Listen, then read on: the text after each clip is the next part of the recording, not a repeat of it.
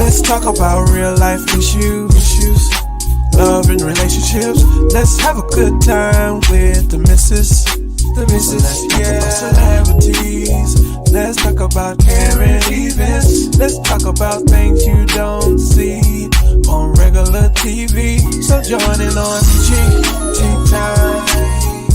Tea Time. Tune in on Peachy Tea Time. Peachy Tea Time. Come join us on Peachy Tea Time. Peachy Tea Time. Join us on Peachy Tea Time. Peachy Tea Time. Yeah. I feel so sorry for her. I feel so sorry for her. Because I'm finna run her ass down tonight, baby.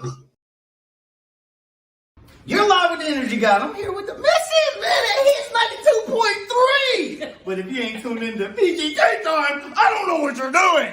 Let's get it. Let's go. Whoa. Like, shock. Hold on, Jessica. I'm sorry. Tanya, don't play with me. Don't play with me, okay? I do my shit very thoroughly. I know it's in there. I know you can see it. Now, your best bet is not to even come back up here, Tanya. Because my real upsetness is with you as a woman, okay? So don't play with me and tell me you can't get up here. I don't see it when I just put it out there. Don't play with me. Jessica, proceed. Go ahead, boo. So, where was I at? I don't know. I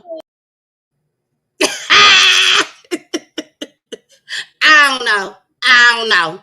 But one thing I do know is this, that we always got to go straight. When I say straight into our talent of the night. Here we go.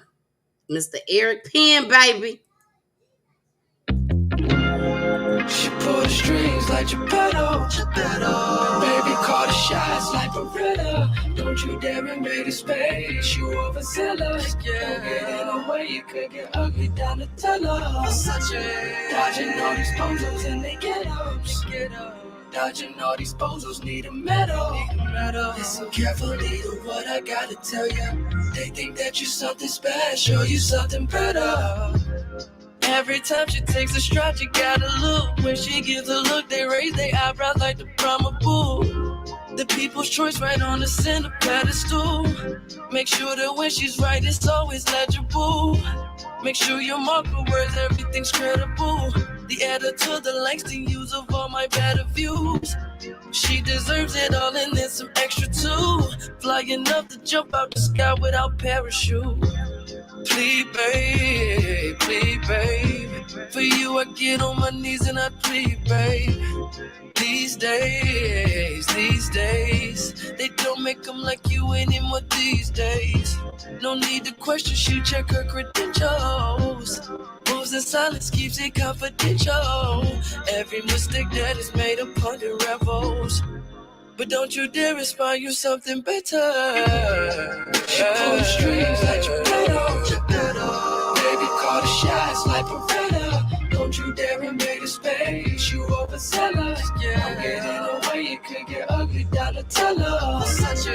Dodging all these posers and they get ups. Dodging all these posers need a medal. Listen carefully to what I gotta tell ya. They think that you something special, you something better. Everything they throw your way, you seen before. And every thought they had about you, make sure that it's premature. The person in the mirror is who you do it for. But in the process of going up, you better prove them wrong. You do it all, you have no time to take a pause. Certain intangibles, you got set you apart. Fuck niggas didn't fit in, it wasn't your fault. Let anyone who got involved going through withdrawals. Please, babe. Hop on the scene and kill that shit with ease, babe. A breeze, babe.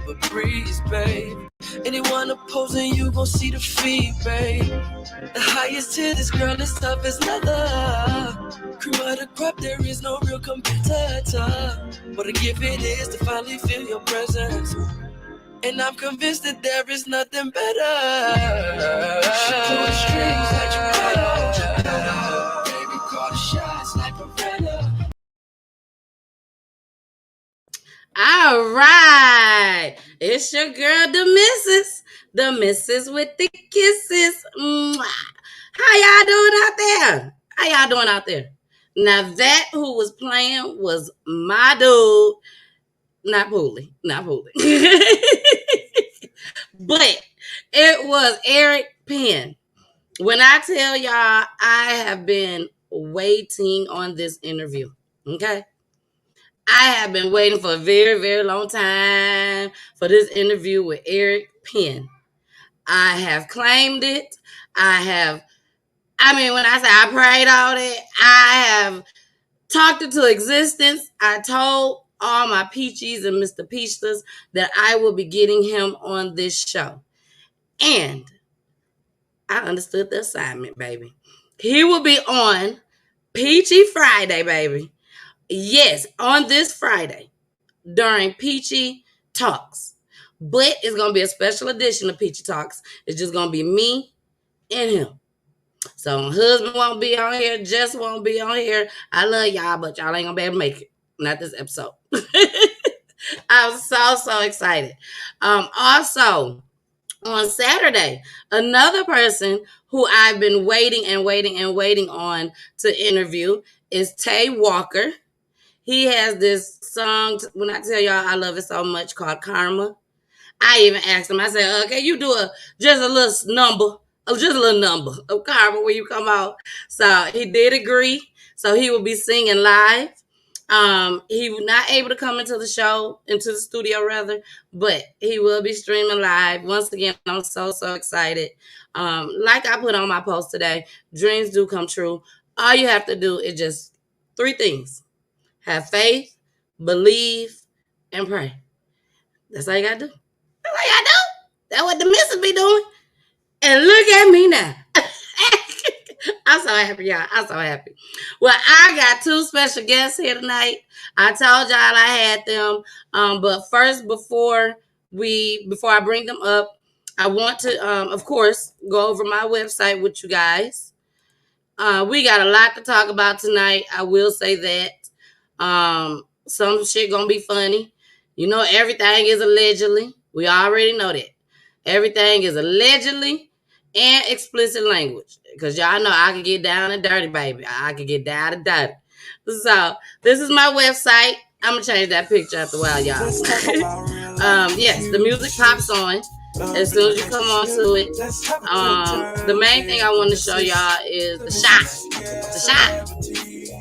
All right, let me show y'all the shop. Peachy Kisses Boutique. Can y'all still see it? Yep, y'all can see it. Peachy Kisses Boutique. I got my lipsticks, my t-shirts in all different colors. If you get them together, that's how they come to you. I also have the breast cancer t-shirts. I still got some available. If y'all want them, since we are out of the month of breast cancer awareness. And shout out to Jessica Patman. She won that $25 baby. I mean, not $25. What I'm talking about, $25. I gave her $100. Not 100 G's. $100 I gave her. So shout out to Jessica. What's up, boo? But the t-shirts for the breast cancer, you guys can purchase them right now. It says $35. I would knock off $10 for you, and you'll get them for $25. Okay? So you come on the website, make your purchase, or hit me in the inbox or DM me. Oh, good thing I said DM. Y'all, I forgot about my folks. I'm sorry, IG. I'm here, booze. I'm here. The missus with the kisses. Mwah. I'm so sorry. I forgot all about y'all. But like I was saying, $25 out the door. Of course, you got to pay for the shipping. So that's what? $25? That's $35. Well, you would have been paying $45. So, hey, now you got it for the whole $35 out the door because $10 for shipping. So, I also got, of course, the regular, where it all began, the Peachy Tea Time shirts, and also pajamas. Okay? Those pajamas is for the ladies. The onesie pajamas for the ladies. So I will be having a photo shoot very soon. I know y'all like, damn, the missus. How many photo shoots you gonna have? A lot. A lot. So don't even worry about it. The lipstick that I have on now is my Peachy Plum. This is what the lipsticks look like with the little tassel on the side, just like I graduated. And you just take it right on off. And this is the Peachy Plum, which is what I have on. Yes, y'all so happy doing this shit. Showing y'all this. Then we have the Peachy Kisses lip gloss. There we go. Peachy Kisses lip gloss. Can y'all see the Peachy Kisses? That light bright.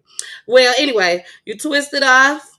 And this way you don't have to worry about the gook, the lip gloss. I ain't gonna call it gook. The lip gloss coming down on the sides and stuff. You ain't gotta worry about that.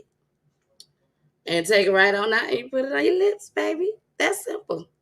Oh, y'all want me? Woo! Yes, baby. That's how you do that, baby. And this is what the lipstick comes in. Container like this. Open it up. And there's your lipstick. All right. So I'm going to go ahead and get started and bring up my guests. Y'all do know that y'all can go ahead and let me make sure we got everything going. The sound is right. What's up, Nicole, baby? Nicole said, I'm in the building. I'm ready for this show tonight. Y'all know we're going to talk about last week. Y'all saw I played that clip, didn't y'all? Y'all saw that? Yeah. That shit, everybody talk about that little clip. But I'm going to go ahead. I'm going to bring up my guests. Before I bring them on, hey, Janelle, boo. Before I bring them on, they have never been on the panel tonight. Okay. I have never met them in person. The young lady that I'm going to bring up first, her name is Miss Crystal Marie. Crystal has been rocking it out with Peachy Tea Time. I say probably about a good couple months. I say that. It's one of Jason's friends. What up, Jason? What it do? And she has watched it for the very first time, and baby, she has became a fan. And she said, I want to come up too. Bring me up too, boo.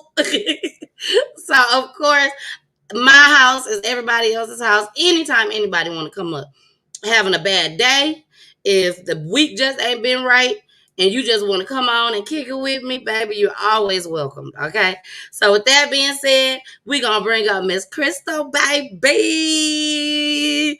Woo! Girl, hold on. Let me turn your mic on. Okay, you're going to have to do your mic right for this time. Hey, there you go. everybody. Hey. What's going on, Crystal? I'm so good to be here, and I'm nervous at the same time, but I am so happy to be here. For real. I'm a huge fan, for sure. And Crystal, tell everybody how you met me. I met you through my BFF from Minnesota. Jason, what up, though? We're both from Detroit, and we worked together on a nonprofit event back when George Floyd and all of that was going on. I came to Minnesota into the north side and gave away over $10,000 worth of back to school supplies to a community I didn't even know. And I was so blessed and so gracious to have met Jason, and like we tied our resources together and we've been rocking ever since. Girl, and she's smart, y'all. She's beautiful and smart. Go ahead. Oh, what was that about as far as the $10,000? You know, a lot of us, I'll be honest with you right now. I'll be honest, okay? Okay, yeah. A lot of people probably just heard $10,000. You know how our community is. So, elaborate on that 10 G's. Okay, on this 10 G's. Okay, so it was a lot of my own money. And then a lot of people heard about what I was doing. So they reached out, started donating supplies. Then I got a corporate, which was Flagstar, to chip in the rest of the money that I was short. So this was great. Then I had another sponsor. So it was like a couple sponsorships, a lot of my own money, then people reaching out with their resources and donating supplies. So it was like a group effort, but they were like, it's your thing, you're the face. Hey. And I was like, oh, okay, because that was never my plan. My plan was just to drive to Minnesota with a trunk full of supplies on a street corner and go from there. not to have an event space and to have CBS News there and like all this Oh, other stuff. That was wow. not my plan. But it worked out, and I met Jason, and it was great. Wow, that is so awesome. And how long ago was this? This was last year, Labor Day weekend. Labor Day weekend. Well, that Yeah. is wonderful. Somebody that you didn't even know, and you just happened to meet them, and y'all friendship has blossomed and Yeah. everything. So that is wonderful to know. Jason is a cool dude. I met Jason off Yeah. of Station Head. I did. I met him off of Station Head. Cool dude. I love having him on the panel. And I am so thankful that he brought you to Peachy Tea Time. And you Me been too. on it too, girl. Every week. Okay, I'll be like, what they talk about this week? Well, thank you so much. I really appreciate it. I thank you for coming on the show tonight. We're going to cut up tonight, baby. You already know. Okay. Yes. You already know.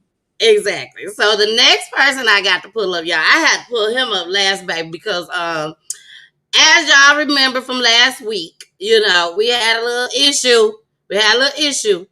I did put the Uber. I sent the Uber out to y'all.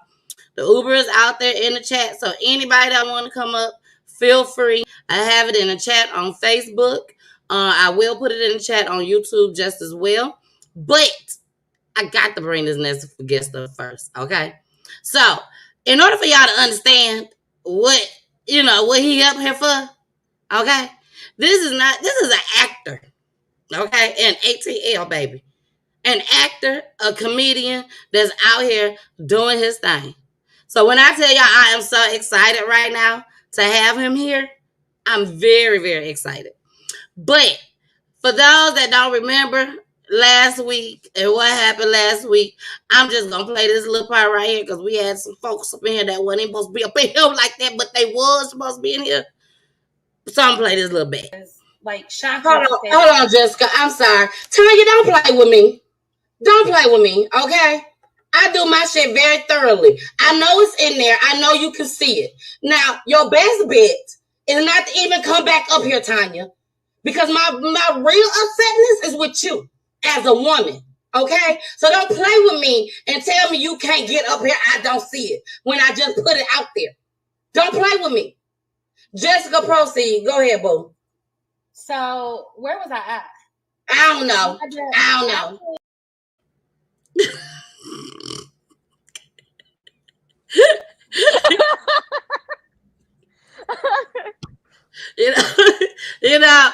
I mean, things were just a little rough. It was just a little rough.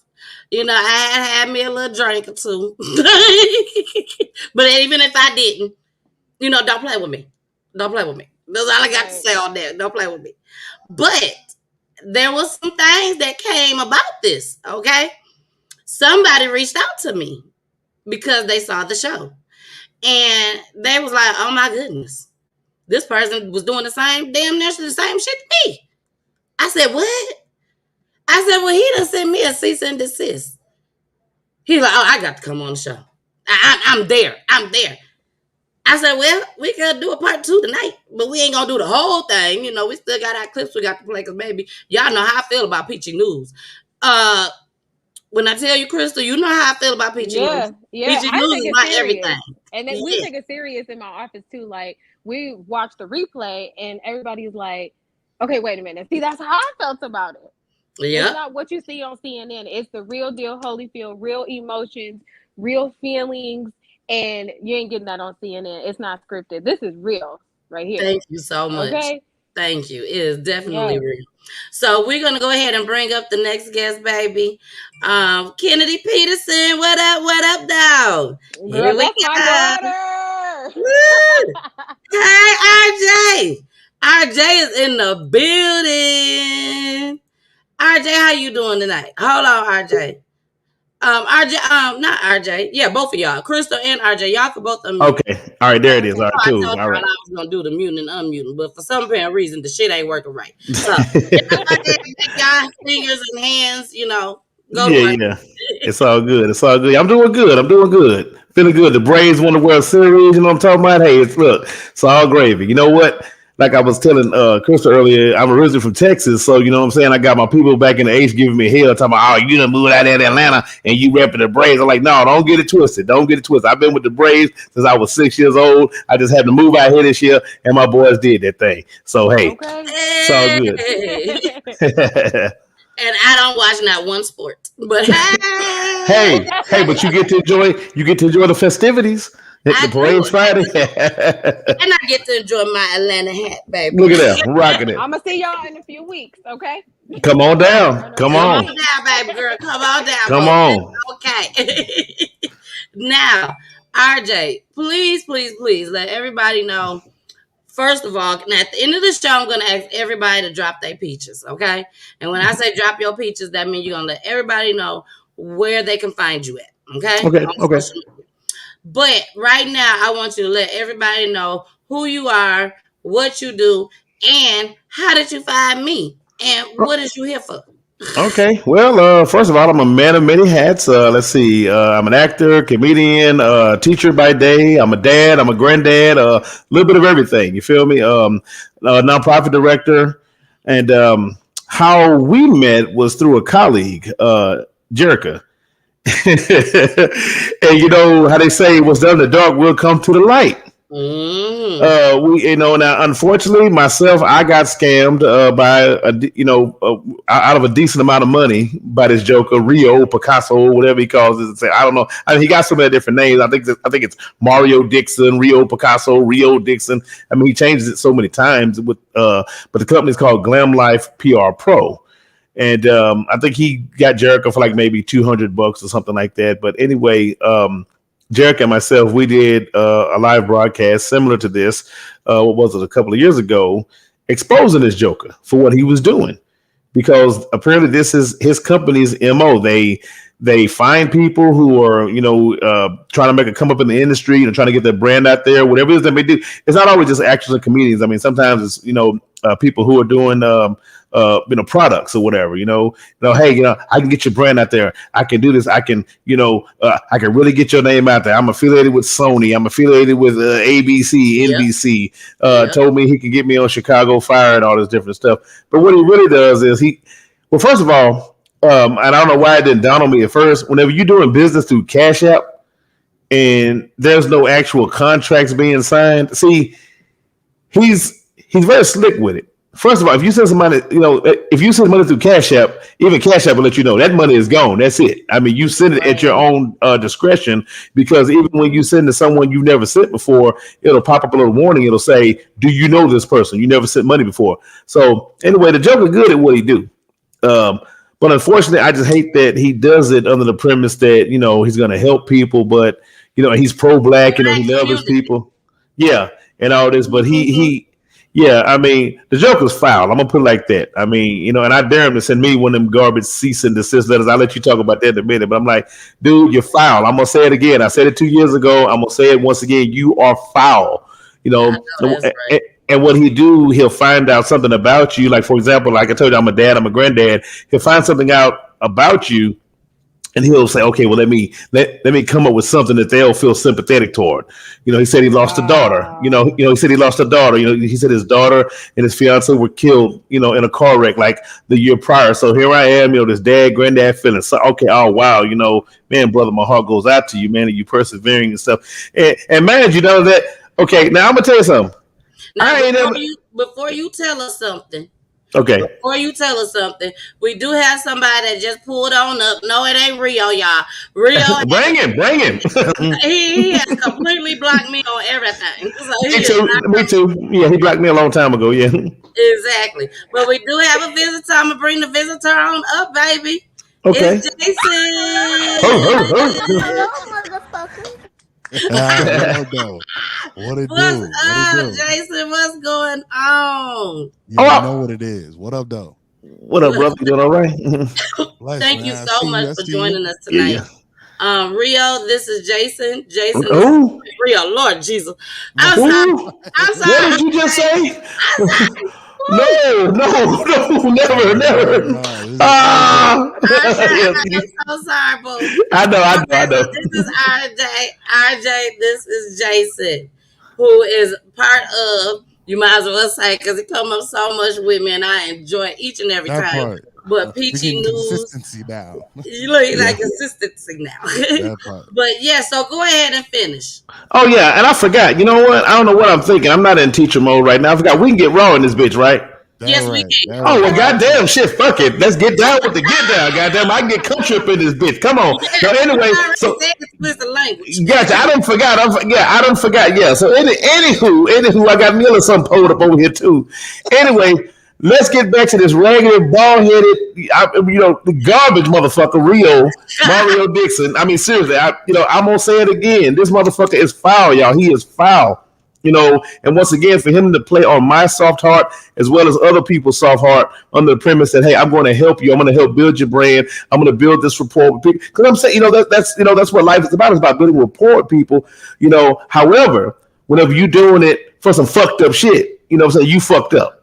Really. And then once again, like you said, he blocked you, he blocked me, he blocked Jerica, and once again, the motherfucker's so good. I'm like, dude, you can take these skills of yours and do something great with them because you have a gift, but you just refuse to do the right thing. And I'm gonna let you talk about that cease and desist letter, but I'm gonna tell you right now, don't even worry about that bullshit because unless some shit came to you from an attorney, you ain't got shit to worry about. Basically, that's just like saying, leave me alone, leave me alone. That's basically what he's saying right now. Exactly. But he's a fucking coward. Yeah, he's a piece of shit and he ain't gonna do shit. I ain't worried at all. Because like I said, it wasn't even no demand on here. But y'all know, y'all my peaches and my Mr. Peachsters. So I always got to let y'all know what's going on over here in this world. So I got up the next day and he sent me a cease and desist. And this is what it says. Cease and desist letter. That's how I start. and the shit is misspelled too, ain't it? It was a couple of them. The misspelled words. We're offended. That's how I start, y'all. We're offended merely from the code of professionalism that wasn't displayed tonight. We're a licensed company in the state of Florida. Rio Dixon, works in partnership with Mark S. Berry at AMG Sony. Being blindsided on your Facebook broadcast as if I was being attacked, a formation of character. Then to go as far to bring an accuser on the show to bring up why my wife's name changed and having to explain our marriage publicly. And as low as to publicize orally a personal conversation involving my friend's death. And then to be questioned about what I do and bring up Facebook articles without my consent. And all we did was gave you an offer for 3 months' work at $600. We improvised to customize your brand. In our perspective, professionally, if you wanted to go another direction, you could have just had a one-on-one conversation. We wish you the best of luck with your brand still. Wow. And that was it. See, here's the thing. First and foremost, you kind of consider yourself as a newscaster, like a news broadcaster. So you don't need anything from him to say or put up anything at all. So that Right, cease and desist, exactly. even if it was Permission, real, that's is bullshit Exactly. off that. You can That's Thank you. report anything you want. Let me play that fair usage right quick. Go ahead, Jason. All allegedly, right? Fair usage for educational and that's one entertainment thing. purposes. That's one thing I say on every single show, that everything is allegedly. So I definitely wasn't worried at all. The first thing that came to my mind was, how in the hell is somebody that I felt was trying to scam me gonna send me a goddamn cease and desist? Because you outdid him. You outdid his ass. He wasn't expecting it. He wasn't expecting to be brought onto a broadcast. Business. Yeah. Right, you stopped Exactly. business, ma'am. Yeah. And I didn't even ask for them to come up. Well, I did tell Jessica mentioned for Tanya to come up. So I mentioned it right behind her. I was like, yeah, Tanya, come on up. But when she took the phone home and got in the house, that's when she was telling him, hey, come get on the phone. So, but either way it go, I don't give a damn or a rat's ass. Right. They can take that cease and desist letter and kiss my ass with it. That's what they can do. I really don't care. Because ain't nothing gonna stop Peachy Time. Okay. So we're Amen. gonna go ahead and we're gonna get into this first clip. RJ, I gotta ask. I do want to Yeah. know Okay. how much money did he get from you? Honestly, it was a few thousand. I'm put it like that. And And then you gonna You laugh, knew it was a Jason. bit much. no, no, no, I Jason, don't mind it. No, he good. He good. He good. No, the And when I reason said why I'm laughing, he did the traditional black man. So what do you give? He started saying, yeah, now I had to think for a second exactly how much it was. Like, yeah, and then he got my man Boss Hog for like 10 grand. Yeah, that's a woo. tough one, man. Yeah. Oh That was a wow. move. Yeah, I mean, and the thing about it is, the motherfucker don't realize, bitch. First of all, what I'm saying, hey, that little old money, I hope you enjoyed it, bitch, because I'm still doing great. Shit comes back to me. You feel me? Right. Motherfuckers been fucking over me for years, but guess what? I always come back on top, and that's what his ass didn't realize. He didn't realize who he was fucking with.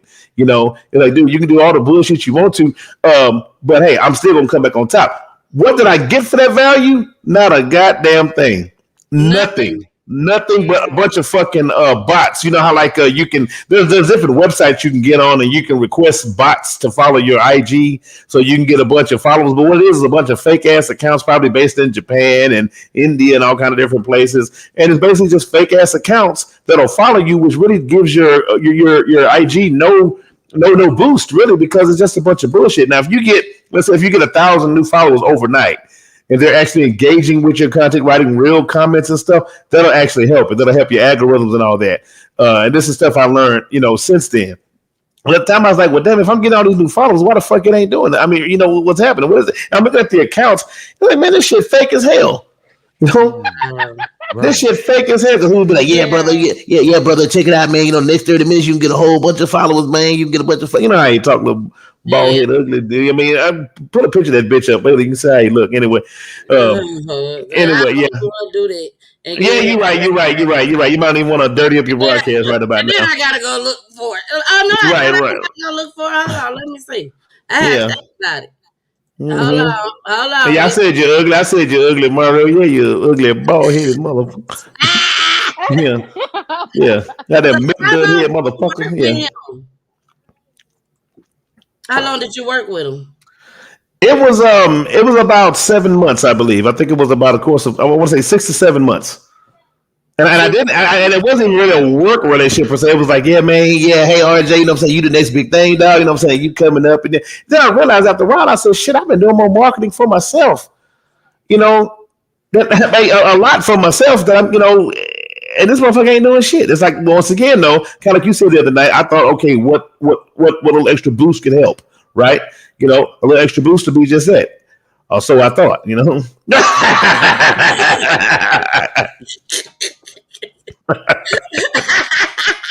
See, why you pulling dog up like that? Looking like the elf. So that's all I got to give. Oh, hell no. That nigga look like, hey, Peachy, that nigga look like the little child of Dr. Spock and Lil Will. To me, he look like one of them folks from Star Wars. That's what it look like with them glasses on. Yeah, it look like. Yeah. But yes, I was like, when I tell y'all, I was so disappointed. I was so hurt. For the simple fact, you try your best to do right out here in these streets. And for somebody like this to come up on you, and RJ, if you literally gave him some money, that means how I felt talking to him on the phone. I really thought that this man was gonna be able to help. Was legit, and I thought once again, I thought he was really doing some things. So at the time, I'm thinking, okay, well, basically, what I'm doing, in addition to building my brand, I'm going to help this brother build his per se. You know what I'm saying? Because I'm the type of cat. If you do right by me, I'm gonna damn sure do right by you. I mean, I'm like, look, I don't forget people that have helped me. You know what I'm saying? I ain't one of them kind that, whenever like my papa used to say, get too big for my britches. I ain't never been like that. It's like, when I get to where I'm going, I remember the people who was really down with RJ, Exactly. And I realized that had he been legit, brother, because all I'm saying is my day is coming. I mean, my big break is coming. You feel me?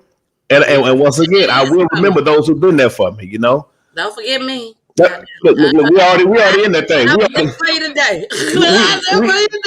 We already done, yeah, we already formed a coalition. So, you know. I appreciate it. Yeah. But yeah, when I tell y'all I was so disappointed, I was so hurt.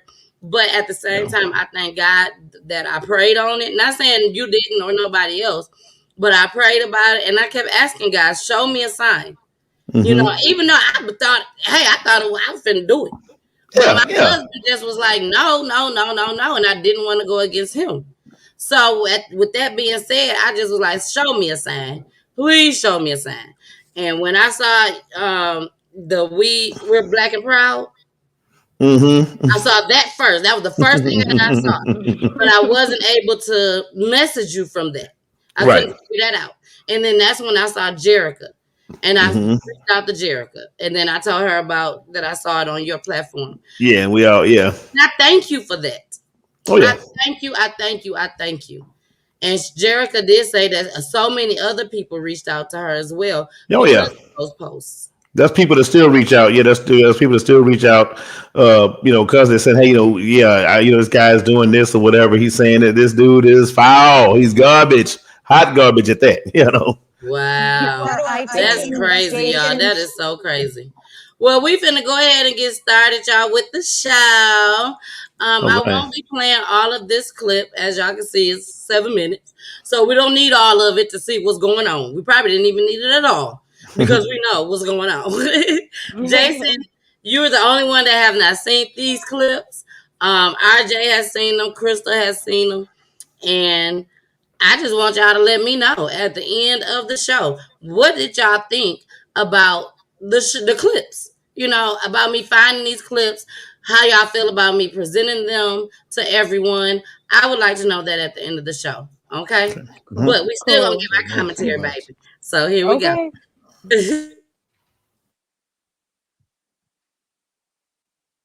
Team investigation, killer beats. Rap music videos about murders in Jacksonville fuel fire in the community. Mothers of the victims are speaking out, saying the videos and lyrics have gone too far, giving specific details about the horrific crimes. ITV investigator Corley Peel is joining us live to show us how this deadly music videos, how they are really damaging families. Corley? Well, Tarek and Stacy, many of these parents I've spoken with are still waiting for arrest or they're waiting for a trial for their son's murders. While they wait for justice, music videos from rival rap groups in Jacksonville have gained popularity across the country with songs glorifying their son's murders. The music and beat are catchy.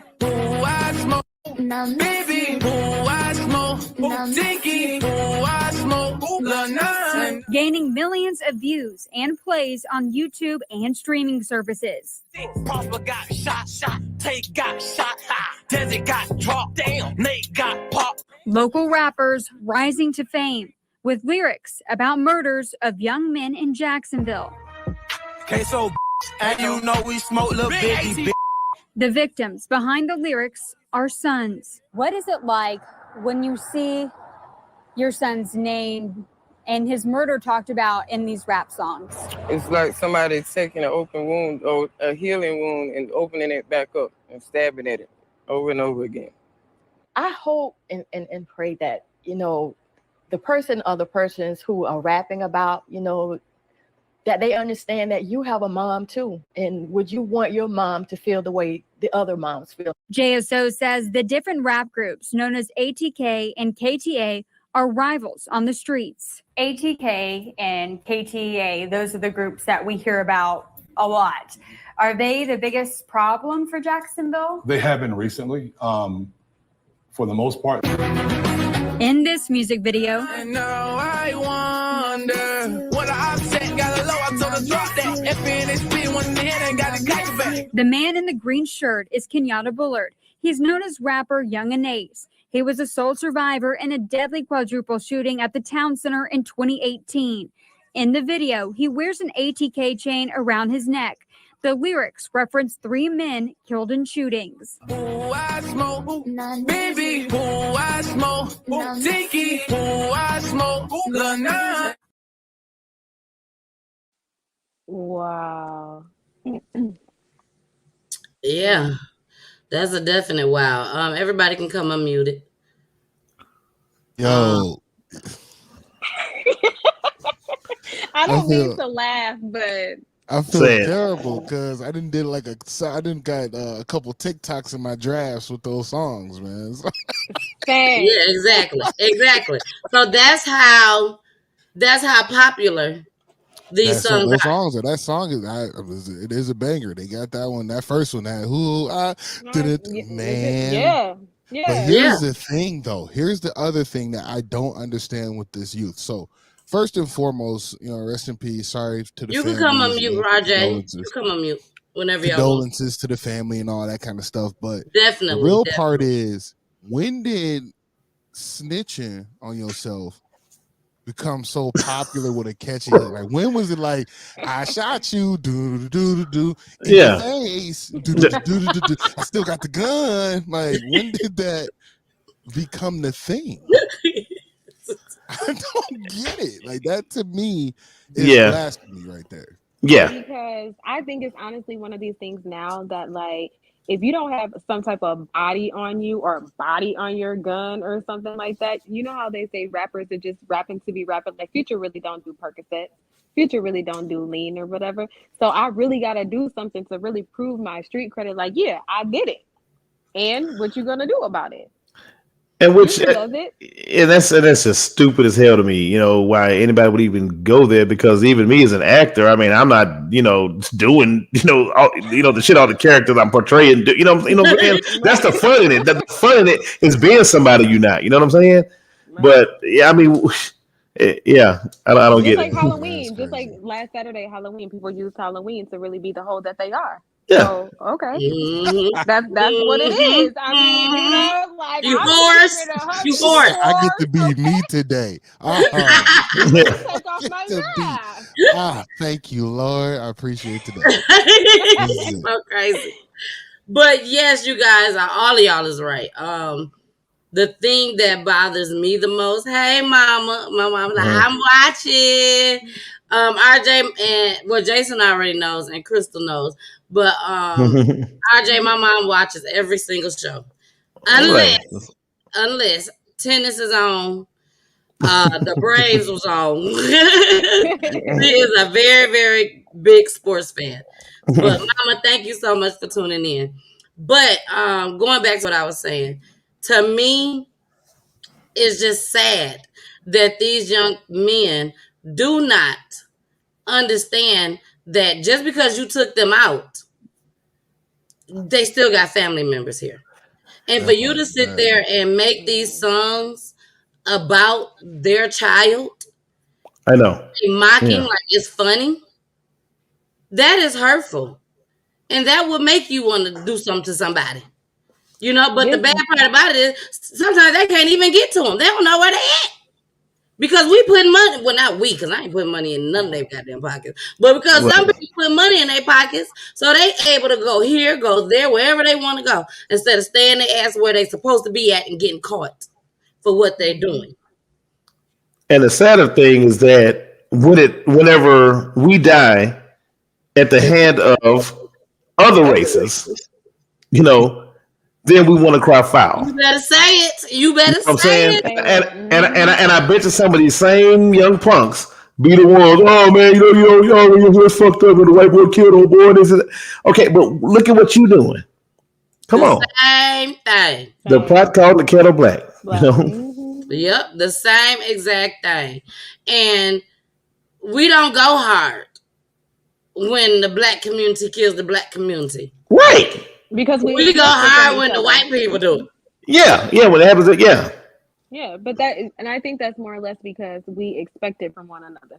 Just like, and not even to kind of piggyback off of like y'all almost getting scammed and stuff, but like I will say this loud and proud, like I'm very skeptical to do business with other black people because they always got some shady shit up their sleeve. Like, a lot of us do. A lot of us do, sadly. Yeah. Yeah, and it's like that's a damn shot. Crystal. Say it again, Crystal, for the people in the back. Say it again for the people in the back. I'm skeptical doing business with your ass because you finna get my debit card number and go. And we ain't about to do all of that because I'm gonna come and find you and you ain't gonna like that. And then you're gonna be talking about me on here and talking about black on black crime. I'm just saying. I know that's right, Krista. I agree with you 100%, Krista. 100%. That's a shame, though. It really is. Mm-hmm. You just always think that they're doing something wrong. Yeah. But you got so many out there that's doing right. Doing the right, yeah. Black female, black girl magic. I am a black female that does right. I'm not trying to scheme on nobody. You know, I have been wanting so much help with my platform. I know I got something good going.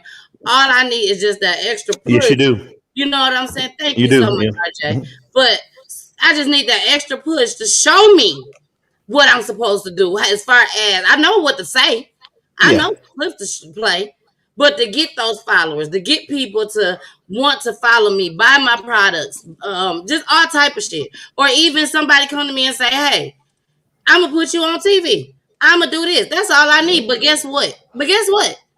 No matter who come to me, and I want y'all to hear me and hear me well. No matter who come to me, I'm always gonna have it in the back of my damn head. Unfortunately, if they black or even if they white, I'm still gonna have it in the back of my head. Is they trying to scam me? Is they trying to get down? Is they trying to just get my money? You know what I'm saying? Always. But we finna get into this next clip. This is with some of the family members. So here we go. Everybody mute themselves, please. And here we go. We continue our News for Jack's I-Team investigation, Killer Beats. In our last half hour, we told you about local rap groups gaining popularity for music videos with details about murders here in Jacksonville. I-Team investigator Corley Peel is joining us with how those music video lyrics play out in court. Corley.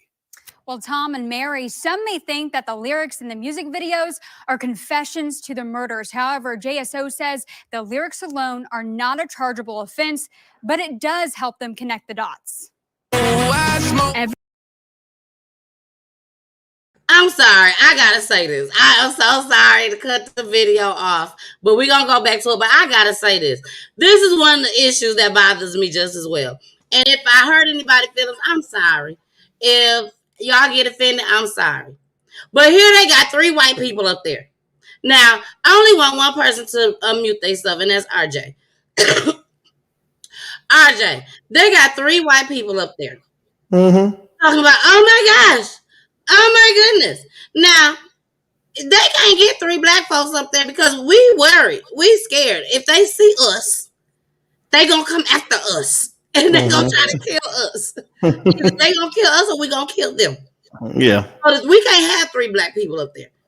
But Right. they got 3 white people up there acting like they just so fearful. They ain't even finna come to them. And they know it. They probably ain't even coming to their neighborhood. Exactly. But being that you ain't got the the police, over in our neighborhoods, where y'all can catch these criminals. You just gonna let them run free in our neighborhood. And it's so sad that the system is still set up like that in many ways. It's sad that we're still going through that in 2021. And actually, I don't. Now I'm gonna tell you something. I don't really believe in black and folk because my papa used to say, keep your friends close, keep your enemies closer. You feel me? I know a lot of people have said it, but my papa said it to me, which made it more special. But sometimes you just gotta get people out of your life because I had this cat I served in the military with try to come on my post one day because I made a post about me and my grandson. I was holding my grandson, and I was like, I'll do my best to protect him as much as I can. I can only do so much for him, but I'll protect him. As a black man, I protect this young black prince coming up. It's gonna be a black king, and then this guy gets on my post and he's like, "Well, look at people like you who are steady dividing us and all this." And I'm like, "Motherfucker, please." Ain't nobody dividing shit, bitch. It's like, first of all, don't talk on something you don't know and something you don't have to go through. So I just realized some people just got to block them and get them on somewhere because, first of all, it's like, if you can't relate to it, what do you really care? You just don't want the truth to be told. It's true that, these are things that we still have to worry about in certain instances in 2021, Exactly. Well, we're finna go ahead and finish playing this clip. Everybody who's just joining in, RJ is an actor, comedian who has came and kicked it with Peachy Tyme, your girl, the missus with them kisses, baby. And I appreciate it. But let's go ahead and get back to this video. Go ahead and mute yourself. And I'm going to mute myself. Every video, every lyric, and every post about murders linked to local rap groups ATK and KTA, JSO is watching. We do have a group in the Jacksonville Sheriff's Office that spends all their time dealing with this issue. I mean, they are focused solely on this issue. And you know we smoke little baby. Even though the words in the music videos may give details about the murders, police cannot make an arrest on the music videos alone. Make the police do their job. They can't catch me in this scat. The best thing for us to do at that point is to put that information on those videos with some physical evidence, with some things that we know will help put that together and make a much stronger case. Despite the rising popularity of these music videos, JSO says the number of murders in the past year in Jacksonville have gone down. According to our News4Jax records, 131 murders were reported in 2019. There were 141 murders in 2020. As of October 18th, 2021, 89 murders have been reported. 116 were reported that same time last year. JSO believes having several of ATK's members in jail is helping. I can say that they've slowed down, and it would stand to reason that because those young men are in a place where they're awaiting trial, they can no longer harm people in our community. So by them being in jail, the city's safer? I believe so, yes, absolutely 100%. There's no doubt about it. Now, Elizabeth Gaynor waits for trial, hoping for justice for her son. Poppy was loved, deeply loved. So we here. I'm not going anywhere. And Hakeem Robinson will see me every court date until they sentence him. Despite the details about the murders in the rap songs, Melissa Jackson and Shantina Benton are still praying for arrests. If that person is watching, what would you want them to know? That I forgive them. Why is that? Because for me, forgiveness is like unforgiveness. For me, it's like me taking poison and expecting someone else to die. It's just not worth it. And what has it been like still to this day, no arrests being made? No arrests has been made. It's been hell. It's a road, it's patience, and it's a wait. Because I'm not letting go, and JSO not letting go, and justice will be served. In a way, the music video lyrics are merely descriptions of crimes and not confessions. For now, since the lyrics about the murders aren't a chargeable offense, the mothers hope people will speak up and give police information about the crimes if they know something, so they can finally have justice for their sons. This song is dedicated to my sister, Tiffany. Yeah.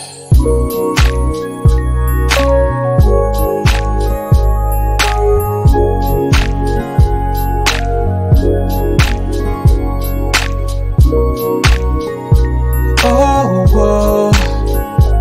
Oh, whoa, yeah. Check it out. No one can explain something so tragic, like losing your loved ones, the ones that's closest to you. But there's a God who can ease your pain, and bring the sunshine through the heaviest rain. Tiffany, your children are looking down, and they would say, keep your head up, remember to never give up, and that we are safe, we're in the arms of God now. Till we meet again, but until then, you just hold on, hold on.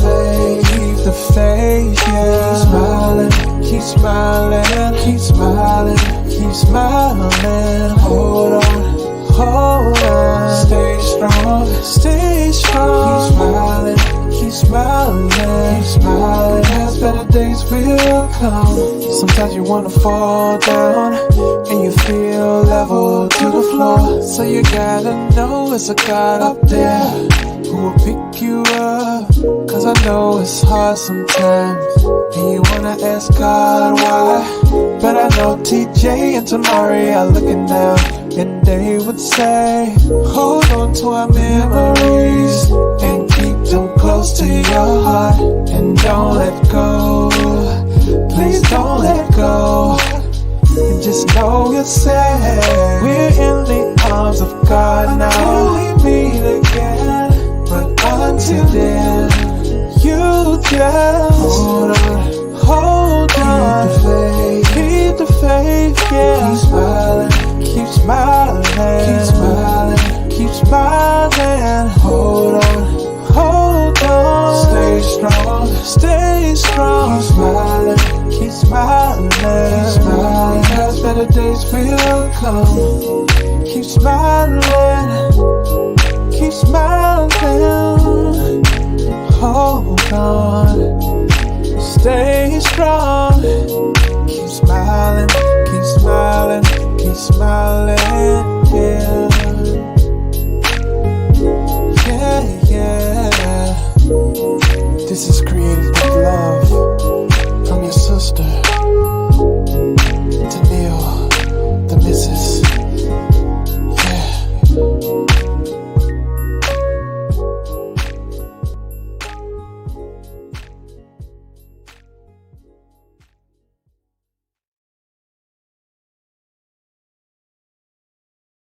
On. All right, y'all. Everybody can come unmuted. RJ and Crystal, Yes. have y'all seen this video on my show before? That was the second time I've seen it. And the first time I saw it, I seen only the back half of it. That's really nice. Yeah, my first time. Yeah. First time. Jason, this is not your first time, right? Not at all. Not at all. Okay.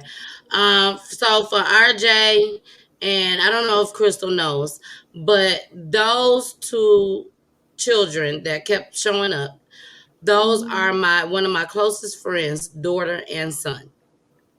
Oh, And I call her my sister. Literally. When we text each other, we call each other sis. And both of them was murdered. She always tell me, don't say passed away. So they both was murdered. In our hometown. Her son was murdered at her mother's house in a drive-by shooting. And that was 9 years ago. Then her daughter, the young lady that y'all saw, the beautiful young lady, they both was beautiful. But the beautiful young lady that y'all kept seeing, she was murdered, RJ, on July 30th of this year. wow. So my friend has lost two children through gun violence. Which was also, what's the word I want to use? I'm getting choked up. I'm trying not to cry. But it was also senseless violence and not for them.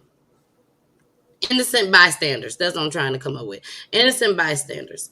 And the guy that made my intro, Peachy Tyme, I reached out to him and asked him to make this song for her. It's hers. She got Beautiful. all rights to Amazing.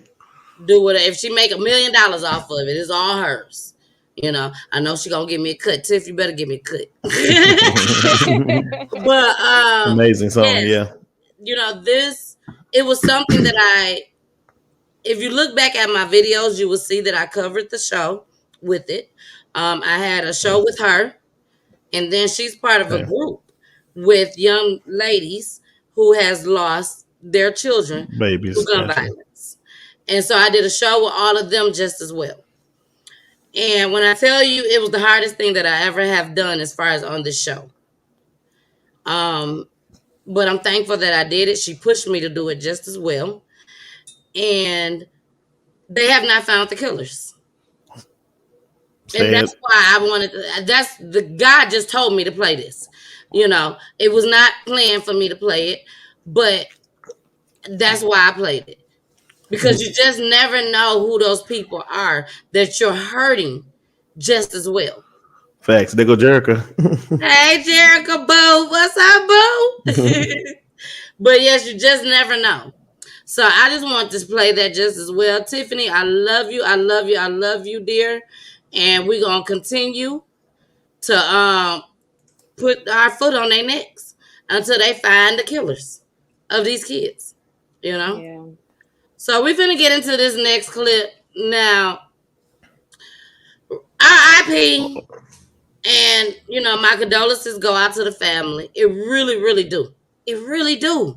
I'm not lying to y'all. But when I saw this video, there was one thing that stuck out. And I'm like, why would the news play this part? Like, why? I don't understand, Crystal, Jason, and RJ. Why the news want to pick out the most strangest, crazy shit and play it when somebody done died?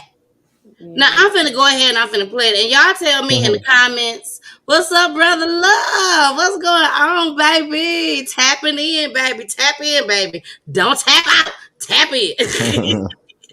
But I want y'all to tell me, did y'all see the same thing that I saw that stuck out to y'all? Because something stuck out to me.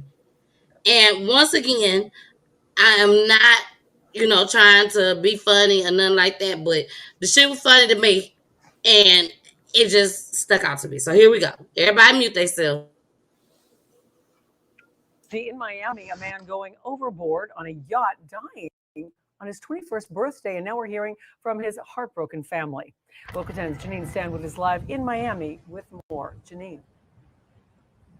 This family is absolutely devastated. They tell us that this young man was a bona fide fashion designer. He was a chef and devoted to his friends and family. They were really excited about planning his future. Now they're planning his funeral. Always wanted to make his mom happy. His mom and his siblings was his life. The family of Trevon Darling is in shock. I'm not good at all. Last night was my worst night. The smart and talented fashion designer, who friends called Trey, was celebrating his 21st birthday Friday night on a chartered boat on the Miami River. His mom tells us they spoke on the phone. We talked to him in 30 minutes before he died. He said, I'm having fun. I'm going to call you back. I'm going to call you back. And that was the last time we heard his voice. Around 9 p.m., police say Trey jumped into the water. The captain reportedly turned the boat around, and some passengers went in to try to save him. Miami-Dade fire rescue divers arrived, pulling Trevon from the water and rushing him to Jackson Memorial Hospital, where family members waited and worried, later learning he was pronounced dead. It seemed like I was so far to get to him because I'm used to helping my nephews and my nieces, and I couldn't get down here fast enough. I'm just stuck with a lot of unanswered questions. And I just miss my son. He was my everything. Even though Miami-Dade police say their initial reports are that he jumped, the family still has a lot of questions about what exactly happened. Right now, there is a thorough investigation that is underway. The family has set up a GoFundMe. If you would like to help them, go to our website, local10.com. I don't think my man's jumped. You don't think he jumped? No, I don't think he jumped. If he did jump, he was running from somebody or running from something. Like, if he just has all this promising future, like, you know, his family say that he do or whatever, it's very rare. Like, even if I've learned in my profession that it's very rare that people are going to take their lives. Especially if they have a lot going for them, it's very rare they're going to take their life. I get it. And I'm gonna let you know, we're gonna let the ladies talk first, and then we're gonna let the gentlemen talk. I like to drink. And anything can happen. Anything can happen if you have a little too much to drink. You know, he could have thought he was soaring to 3 feet of water if you get a little too drunk. You know what I'm saying? But I just want to know, why did they play that clip with him shaking his ass? That's what I was gonna get at. I'm gonna tell you why. I'm gonna tell you why. I'm gonna tell you why they do us like this. Because they wanted to symbolize the fact that my man was gay. Okay, they always want to stick that stigma like, okay, he's gay, so somebody pushed him in there. And you know, like you said, when you get a little bit of too many drinks in you, you a little touchy feely. I'm a little touchy feely when I'm drunk. Okay, he touched on the wrong motherfucker and got. That could be a good theory. That's what it is. Because That could be a good theory. black men are so already homophobic as it is. So you rubbed up against the wrong one the wrong way, and he wasn't having it. You was a little buzzed up, so he ain't mean to And you push you, think don't but nobody want to tell? pretty much, yeah. Ain't nobody gonna tell. He ain't mean to do that. That's gonna be they flatline. He ain't mean to do that. Dog was drunk. Jason, what you think? Look, okay. So first off, I had two ideas in my head. One idea was, like y'all was saying, he might have been tipsy. You know what I'm saying? He slizzing on the slizzer, right? And he was in his Beyonce mode. Everything is And he tried to allegedly. do the Beyonce Jay-Z and hopped off the top of the yacht. That could be the case. Forgot he couldn't swim. Hit a current and it was a wrap. Right? Those are the possibilities that could happen in those type of waters. Or number two, y'all are extremely right. That sounds legit. There was one guy on there that he's probably on some down low or not, and he got outed, and my dude hit him with the little bump, like get up off me. He was twerking on him. He was twerking on him. He out here shaking. My man said, "Nah, get up off me, dog." And my man's went over. It was a wrap. And those waters are treacherous, man. If you ain't never been on a boat and the yacht at that I've never been on a yacht, but I've been on big ass boats, and any big ass boat you're in is going to need to have a substantial amount of water for like depth to it. So the thing is, yeah, he went in and caught a current. That current took him over. But now the thing is the people aren't saying nothing. That's the tough part. Niggas need to be saying something. Because here's the thing. I can promise you, if you got that one small 2-3 second piece of footage of him shaking his ass, you got the rest of that Snapchat. You got the rest of that Twitter. You got the rest of that IG, those reels. You got the rest of that footage. So what does the rest of that footage look like instead of it being just this 3-second clip? So we can get more information on what's going on with it, because something had to happen. If you 21, first of all, I don't really see any 21-year-old that has prosperous future killing themselves, especially if they gay. I don't see it. I agree with you on that. Look, my man's got his pictures. He doing. He living in Miami. No one's killing himself in Miami on a yacht. Like, it's not. Something happened. Somebody did. Ain't no Titanic shit going on. Not at all. Not at all. No one else got hurt. Just him. Just him. Yeah. Let's get that person. That's why I say it got to be the two theories.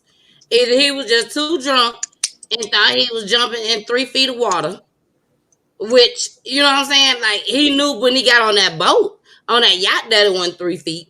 But when you get to drinking, you could have had all them niggas up there talking about jump. You know what I'm saying? Be like Everybody told us. You know, or it could have been like Crystal said. You rubbed elbows with the wrong one. Shit, more than elbows. More than elbows. You know, he was like putting Jason balls said. on booty. Okay. That's what he was doing. He was putting his balls on booty. No one liked it. Yeah. Nobody liked it. They liked it at all. But we better go ahead and get into our next segment, y'all. Thank you all so much for joining us tonight. Thank you to Crystal, RJ, and Jason. Jason pulled up on us, baby. Pull up on me. Pull up on me. Pull up on me. Yes, and I appreciate it. I really, really do. You all know where you can find me at. And I'm going to play my commercial just as well, but just not right now, because we're going to get into these teenagers. These teenagers, RJ and Crystal, they bad. Jason, they bad. Something wrong with you. Now, this story right here, threw me for a complete loop. And here we took go. Me out the water. I'm sure it did. So everybody mute themselves, and here we go. Are facing charges in connection with the murder of a Miramar High School student. The suspects face a judge and are charged with killing 18-year-old Dwight DJ Grant. And detectives say this was all over a disagreement with a girl, and there are text messages to prove it. Local 10's Leanne Motorhome live now in Miramar with more. Leanne. All right, so we just got our hands on the arrest warrant. It is chilling to read what police have found against these teens who they say planned this murder out and carried it out. First look at 17-year-old Andre Clemens, 17-year-old Christy Parisienne, and 16-year-old Jaslyn Smith, all accused of murder, tampering with evidence, and criminal conspiracy. This in connection to the killing of 18-year-old Dwight DJ Grant, documents shedding new light on exactly how he died and why. Police say Clemens was angry because Grant had sex with his ex-girlfriend. On October 11th, he texted his current girlfriend, Christy Parisienne, "Murder will definitely happen soon." The conversation between the two went on. "Christy, I would help you, but you becoming a murderer right now isn't what is needed." Andre, "It's happening by HOCO, short for homecoming." Christy, "Oh, see, that I can help you with." Andre, "This Sunday or next, you choose." Additional texts show Parisienne lured the victim with the promise of sex, only for Clemens and his friend Jaslyn Smith to ambush him. Surveillance footage captured the three throughout the complex where the victim lived. Police say Clemens stabbed Grant in the neck with a knife, then in the chest with a sword, while Smith held him down. All this as Parisienne acted as a lookout. Grant's body was found just a few hundred feet from his home. So the teens all appeared before a juvenile court judge over the weekend. They are being held. They were not allowed to go home on house arrest or anything like that. As for the charges they are facing, they are extremely serious, murder being among them. Coming up in our next hour, you will hear from a student body president here at Miramar High. This is where not only the victim attended, but also the alleged mastermind, Mr. Clemens. She said she was stunned to hear about it. We'll have more of what she has to say coming up at 5. When I tell y'all I got so much shit on this, so much shit to say on this right here goes so many different levels. So many different levels. First of all, where the hell they get a sword from in the black community? That was my first question. Yeah. I got something on that. They out here with the anime. And they little niggas like that nowadays. You know what I'm saying? Yeah. Where in And the hell did they get a sword, Jason? Jason, where did they get a sword? Amazon Prime. They said skip it now. Allegedly, because we love Amazon Prime, baby. Allegedly. I need it today, 2:30 to 8:30, please. Right. I'm sitting up here like, oh my gosh. Okay. Before we get into it, I got one more like kind of joke. The newscaster hit that pretty quick. Like she hit that shit hard. Like the text message said, I could do that one. I was like, damn, she pretty well. First and foremost, here's my thing. Like that shit blows my mind because old girl was like, okay, homeboy is like, you smashed my ex. And the current girlfriend was like, yeah, I'll help you do it, just not right now. How you gonna help this man kill somebody for his ex-girlfriend? I don't understand that part right now. I'm gonna have to work on it. She a ride or die. What are you talking about? She is a ride or die. I hear you, She but ride it's for the her ex. man. It's the but she a ex, ride. though. Listen, Peachy, you know this. You get rid of the enemy. The ex can come back anytime and claim her man. If I get rid of the ex, he's on me. Okay. So I'm gonna eliminate. She gotta go. But my issue with it is, but they didn't kill her. No. Right. They killed the guy that she was having sex with. Because he was mad. He was mad. How you mad at old boy? I don't know if I can agree with that. Hey sis, what's over right in the building? Because he smashed his boo-boo. That was his boo-boo, his first love. I feel you, but you got a new girl. It don't matter. I still love matter. her. It don't matter. I see where you coming from. I see your No, lane, you don't, Jason. Jason, no, you don't.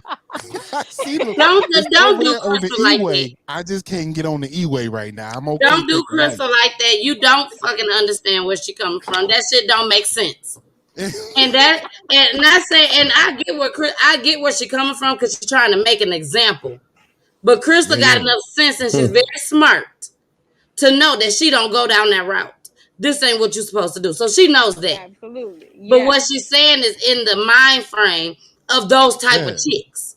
You know what I'm saying? Yeah. It's crazy that you would, your mind, somewhere in your mind, in your brain, that you felt like that was okay to help him kill somebody that he done had sex with, that his not homeboy, his classmate that had sex with his ex-girlfriend. Something is wrong with you. And I blame Some of the that. Big parents. facts. It starts within the home. Apparently, the parents dropped the ball somewhere to where this girl don't have enough love in her life to know that this shit was fucking crazy. I'm sorry, but No, that's just I how I agree. feel. I agree with that. I It's agree. sad That and it's ball was dropped pathetic on that that she one didn't big know time that. Yeah. because And then for the other girl to come along and join The in, friend. I was But gonna say, that's what her does she got to friend. do with anything? Like, she why Yeah. are got you to here? Yeah. That's Why are you caught a charge for no reason? Like, why are Nothing. you here? No, for she caught no a charge for reason. her friend. She caught a charge for her friend because everybody wants a best friend. So to show she's that rider friend, She loyal. I'm gonna go Uh, ahead. I'm loyal to my friend. Let me take one for the team. That's gonna be that. And now you over here with the braids to the back, Cleo. I don't know what else to tell you. my question is now, before we Exactly. jump into more of this, my question is, when did jail become so popular? Why do we have Thank so you. many people trying Thank to you. go to jail? I don't even like parties where there's more than 5 guys in it. I'm kind of like, yeah, all right, I'm done with this. You know what I'm saying? That's because you from Michigan. That's why. That's why you like that. Ain't no telling what Man, the I'm gonna break good. out. Shit. bro, I was a correction officer for a year after I got out the military, and it was like, look, just looking at them little bitty ass cells, I'm like, no, Yep. bro, this ain't for me. I mean, It's I'm glad I'm on crazy. this side of the bars. It was depressing as hell doing it, but to be in there and like I said, to do stupid shit. I mean, and I love my people, y'all, but we got to do better. We do some We dumb shit got to. sometimes. Dumb shit. And this Gemini mind of mine, sometimes it's just at a loss for words. Like sometimes I got nothing. And this is one of them times, like, wow. You And know. you know RJ, why? And you know why, RJ? This is one of these times. Let me tell you why. Tell Because me, you mama. saw the clips in advance. That's why.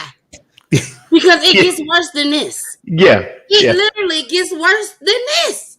Yeah. So we're There's gonna go ahead well, and get did into you the just next hit me 2 with clips. the did you just hit me with the wait, there's more? Yeah, yeah, yeah.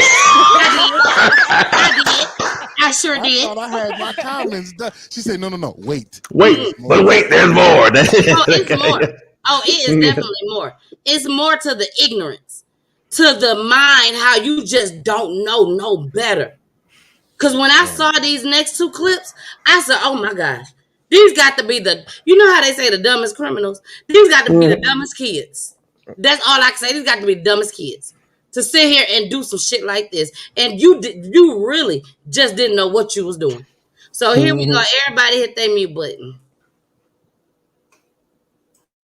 Compelled to bring flowers to the apartment of Dwight Grant's family, not far from where his body was found. When I heard it, I thought about my child. You know, he takes small walks on the circle, you know, he goes out, you know, so that was the main thing about if there was someone lurking in the area, you know, his danger and anything. The 18-year-old Grant was a senior at Miramar High School. He had planned to go to college. His body was discovered on Tuesday, 2 days after he went missing. Police say he was stabbed to death. We do not usually identify juveniles accused of crimes. However, in this case, and the nature of it, we are identifying them as 16-year-old Jocelyn Smith, a Christy Parisian, and her boyfriend, Andre Clements III, who are both 17. They are charged with first-degree murder. It is horrifying to Tanisha Franklin, who used to live here. Everything comes from a mother, and I do care. Even if you're not a parent, I mean, you will feel the emotion of a young child. Life is just taken. The arrest report says surveillance cameras captured the attack. It cites a possible motive mentioned in a text message between Parisian and Clements. It said Andre was texting her about the victim and told her that he had learned that the victim had had sex with his ex-girlfriend. This infuriated Andre. Andre later texted Christy that murder was coming soon. The arrest report says Grant was stabbed with a knife and a sword. It also says the 3 teenage suspects were captured on camera moving Grant's body and leaving the complex together near Pembroke Road and University Drive. Dwight Grant had been the subject of an intensive search as loved ones and friends had asked for help. I want everybody to know that DJ was a great kid. Now Franklin hopes others will remember Grant and honor him. I'm a tech at Jackson Memorial, and I told my staff about.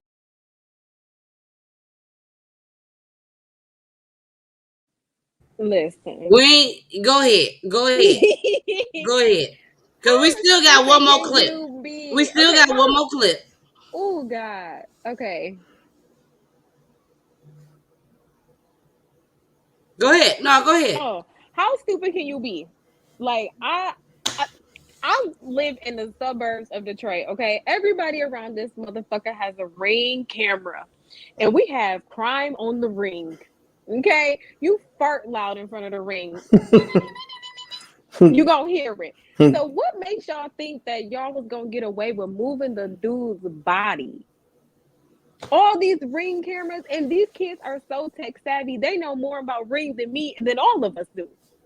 So how did you not think you was gonna get caught? Exactly. World's dumbest criminals. That's wild, yo. Exactly. You know, and again, I cannot stress it enough that this young lady, which was this boy's girlfriend, look, Paige said, "Hey, baby girl, who's Paige? Oh, then she said, "Hey, girl." But for these young people, I'm sorry, for the young lady to sit there and let her boyfriend, supposedly, because we don't know if the news is always right. I hope they wrong. But for her to sit there and let her boyfriend tell her, let's kill this man because he's this boy, because he slept with my ex-girlfriend, and for you to go along with it, you know, both of them was 17. Then y'all done pulled in this 16-year-old, look like she older than both of y'all asses. Looking like Debo and shit. Baby D. Baby D. Looking like Baby D. Looking like she's the one that's supposed to be like, y'all is crazy.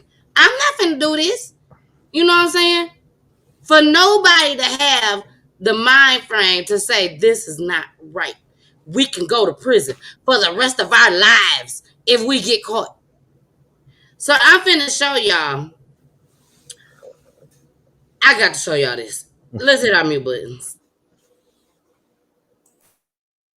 We're learning some new details about the murder of a Miramar high school student.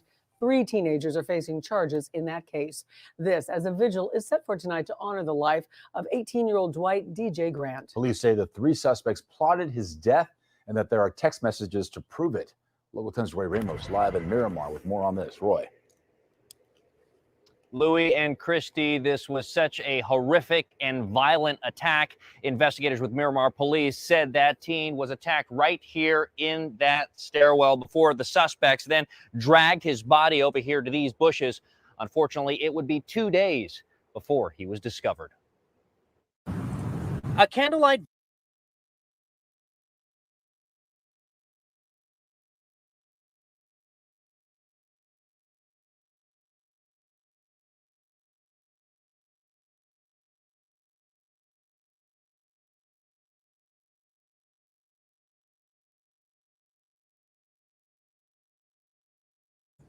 Oh no, this is going to play. Because y'all got to see this. Hold on. We're learning some new details about the Roy Ramos live in Miramar with more on this. Roy.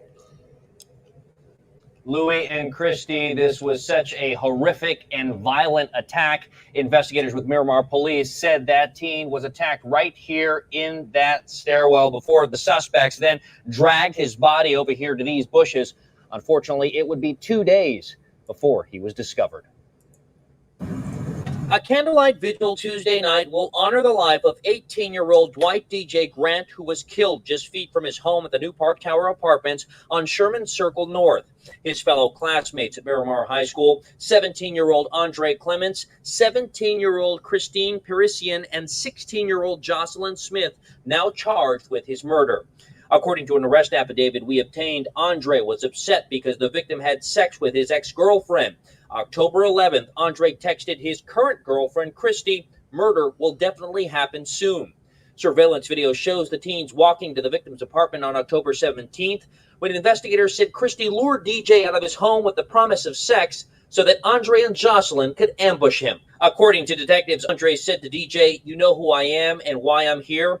You know I have to kill you now." At which point the victim pleaded for them to leave and said if they leave, he will not call police or say anything to anyone. Surveillance video captured the suspects attacking DJ in the stairwell. While police said Jocelyn held him down, Christy acted as a lookout when Andre pulled out a knife, stabbing DJ in the neck, then in the chest with a sword. I feel bad for the kid's mom, and it's a sad situation for everybody. So we did reach out to the Broward County State Attorney's Office, who released this statement that read in part, "The 3 suspects in the homicide of Dwight Grant will be charged as adults." A team of senior prosecutors reviewed all of the available evidence and circumstances before this decision was made today. Formal charges will be filed in the coming weeks. As we come back out to those bushes there where that teen was found, the state prosecutor went on to say that if these teens were charged as juveniles, the maximum sentence that they would get would be 36 months in jail. So after 3 years, they would be released and monitored only until the age of 21. That obviously having a big impact on the state filing those charges and charging those teens as adults. For now, here in the city of Miramar, we're... Yeah, I had to see that. Yeah. Justified. Throw the whole goddamn book, 3 other books, and 2 other encyclopedias at them little motherfuckers. You know what I'm saying? It's rightfully so. I don't care what color, creed, or who they are. Right. They deserve the whole gauntlet. Now, here's the thing, man. I see why Baby D needed to be involved, because those other 2 was small as fuck, and they probably couldn't hold that 5'11", 100 and some odd pound man, little man down. They need a big dog to be like, hold this little nigga down so we can get it done. Right. Yeah. Right. Because I also no, go ahead, not to cut you off. No, I had nothing. No, I also think that too, like, it was very premeditated. So I don't understand why they're not throwing the premeditation charge on there. Because y'all really thought about this. Y'all talked about it. Y'all plotted, planned, had a scheme to get the man out the house. Like, I don't understand. Even text him. Right. Even text him and told him, we finna kill you. Come on outside. So, and then my other rundown is now I think, as talking to teens, or if you're gonna like involve yourself or even have children that will be teens, we need to tell them how important sex is. You don't need to go down and get it from everybody. So the fact that little girl called him up and was like, "Come get it," my man was like, "Oh, that's enough for me to get out the crib. Let's go." Like, thirsty. Thirsty. Like, you need to go ahead and preserve yourself, because then that'd have been, so he still would have been here. He'd have dodged that bullet. Like, no, go ahead and get your thirsty ass off my doorstep and keep it moving. You know what I'm saying? But he like, shit, why not? I'm gonna knock it down. Exactly. Got to be careful. Right. Got to be careful. Eying over pussy, man. That's pretty bad. But listen, that also pissed off little dude too. Like, so you gonna hit my ex and my current girl? Not tonight, nigga. No, you right. You tried it. Die, he was in there like hacksaw because he was pissed. He was very upset. But at the same time, regardless, we got one that's dead, and we got 3 that's finna be gone for the rest of their life. That's our people. And they all young. Yes. 16 and 17 years old. Lives gone. They still was learning what life is supposed to be like. Facts. Somebody let them down. Yeah, they somebody failed them. Right. Yeah. You know what I'm saying? Somebody failed them. It's very prevalent in what is being shown, how there is a neglect and love or attention to these children in their daily life, right? Because there's no reason. I understand heartbreak. Heartbreak is heartbreak. It is what it is. You found somebody, either you moved on or you didn't. Either way, you have a dysfunction in loving and moving on, or like letting go. You feel me? Because of the nature of, you find out that this young man has relations with your ex, you then have the gumption to say, I need to kill him because he did that. Like there's a disconnect between reality and like yourself, like at the end of the day. Because that's harsh. I every single one of us, I will hope or think, well, I can say at least 3. I don't know you too much, RJ, but I know the 3 of us didn't have relations because we all got children.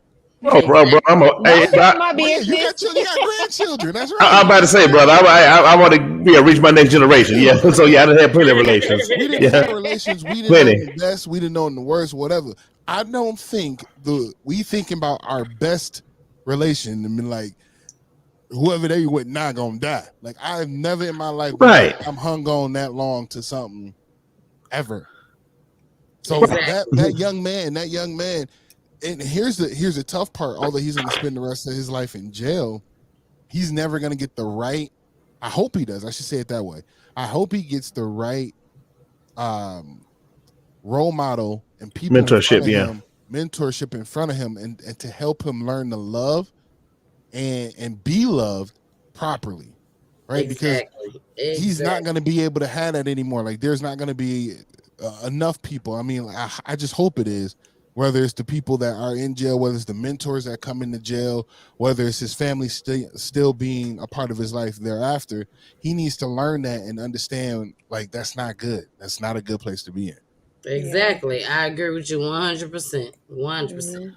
Yeah, but Jason said a mouthful. Like, bro, you got to be careful. Think with this one instead of that one. You hear me? That one to get you in trouble every time.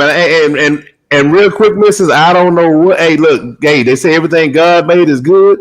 Whenever He made that stuff y'all got, that's all I got to say. He done something.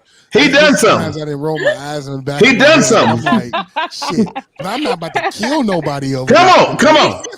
Come on now. And it's good. It's goot. You hear me? It's goot. Look, there's some goat out there. Yeah. There's some greatest of all times out Yes, there. sir. Some legends. Yes, sir. But I'm Come on not now. about to kill nobody. Kill nobody. No. Hey, No. Talk about killer pussy.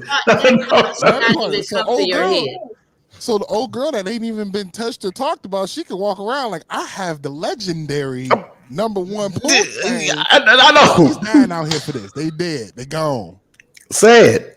Over there on the freeway. And I must say this. They killed him in the stairwell. Mm-hmm. And then took him less than 100 feet away. Yeah. Right outside. And it took 2 days. It took 2 days to find him. So 2 things. Them little motherfuckers couldn't carry him. They probably had another plan, but they was like, this motherfucker, this is a dead body. Dead weight, yeah. And then secondly, what kind of apartment building do you live in that you don't just see a body that's 5'11" sitting in the bushes? Yeah. That ain't even heavily, but that's not even a lot of bush. Right. It wasn't a lot of bushes. $5 in those bushes. Not only that, but those apartments were so close together. Y'all didn't hear no type of scuffle. You hear me? That little man, it's a stab. Somebody heard something. You yelling. He groaned. Somebody heard something. He screamed something, and y'all didn't hear anything. You didn't move, nothing. I find that so hard to believe. As a parent, just imagine how she feeling. Yeah. Right. Yeah, that's. He was right there. He was right there. Yeah. We done look for him for 2 days.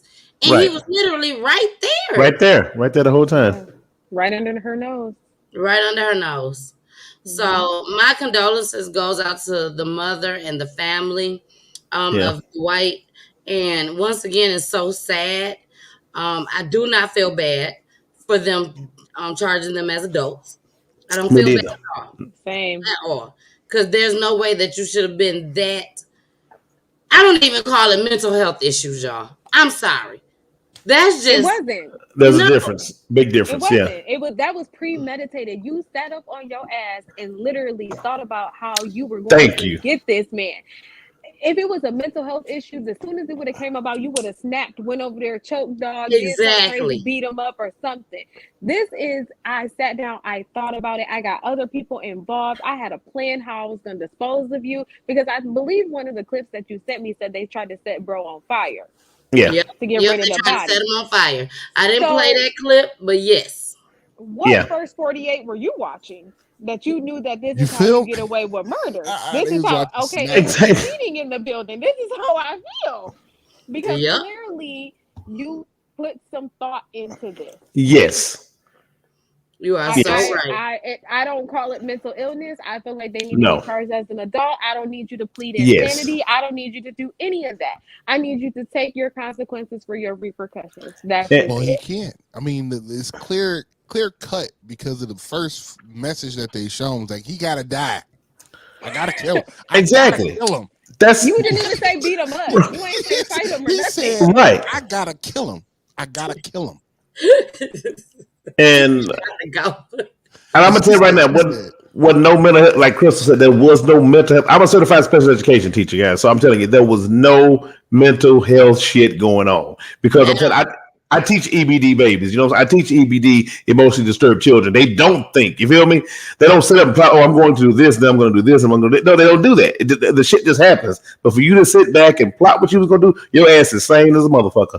I'm sorry. You said I agree with you 100%. And then Right.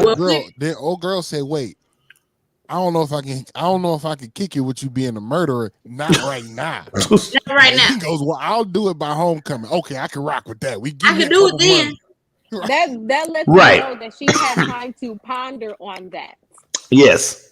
Wow. Like, okay, let me see if the consequences is they gonna catch us. Let me hear your plan out. Let me hear you out. Yeah, Make sure I I'm can just get gonna unfollow you. I thought that was a tough one. Like, I'm gonna unfollow you on Facebook. I ain't not Shit. Call me if you want to with that bullshit. I'm telling you now. I ain't unfollowing nobody. What I'm going to do, pick up my phone. What? They're trying to kill him. They're trying to kill him. I'm telling y'all now, y'all got my number on speed dial. He called me. Y'all gonna have my number. I ain't had nothing to do with this. Because I know y'all gonna check the phones. I ain't had nothing to do with this. But y'all better go get him because they finna kill him. Crazy. Yeah, crazy shit, yeah. It is. So we finna go into this last commercial. Then we got 2 more clips. Then our motivation, baby. And here we go.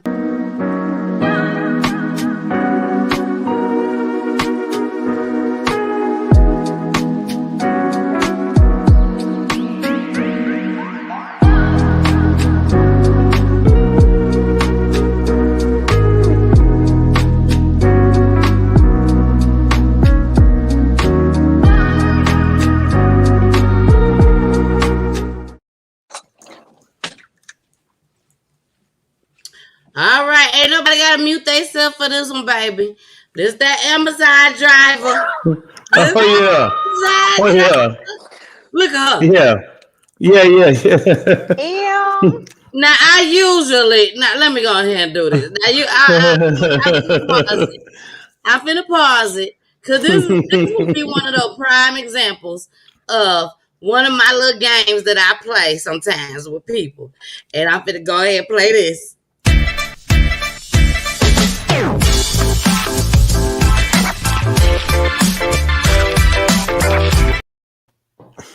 Who is in that truck, y'all? Who is in that truck? Becky with the good hair. I'm like, you can already see my man's dreads and everything. He like, all right, look. You can see the dreads all day long. Don't tell nobody. Yeah, that's what that was, RJ. Don't tell nobody. Don't tell nobody. And she just got on out like she was coming out of a video. I ain't gonna say video. BET Awards. Yeah. Whatever the cars and shit on stage. She just jumped out like, hi, booze. Krista, what you got to say about this? Girl, okay, so listen, when you sent this to me today, I had to show my coworkers, okay? I had to. Because we're like, what the hell? Now, I work at a predominantly Black hospital. We motherfucking Grey's Anatomy, okay? we are Grey's Anatomy to the fullest. With a little, ghetto, but it is what it is. I know, girl, because I work at one too, but go ahead. It is what it is. So you got doctors, with nurses, nurses with techs, ambulance people with fire, nurses with police, whatever. You get a dark corner in the hospital, it's a stairwell over here. You got a little bit of anything going on. The operating room, we playing on patient beds, all types of stuff, okay? I really feel like because dog deserved to be fired for starters. I'm going to start with that. But I also feel like he felt like it was okay because Amazon promotes this lackadaisical work environment that is on your time, do what you can, X, Y, and Z, get the work done when you can. So he like, shit, I'm getting paid. I might as well hit shorty. Hey, you want to ride with me? X, Y, and Z. He's probably dropping off the bag to his custos, everything. Because they promote this lackadaisical environment. So I really don't see nothing wrong with it. They brought it on themselves, but there's a time and a place for everything. And I just don't think Dog thought that anybody was recording. Exactly. I agree. 100%. At least he got his nuts emptied. Okay. It's so crazy. He got rid of the package. You feel me?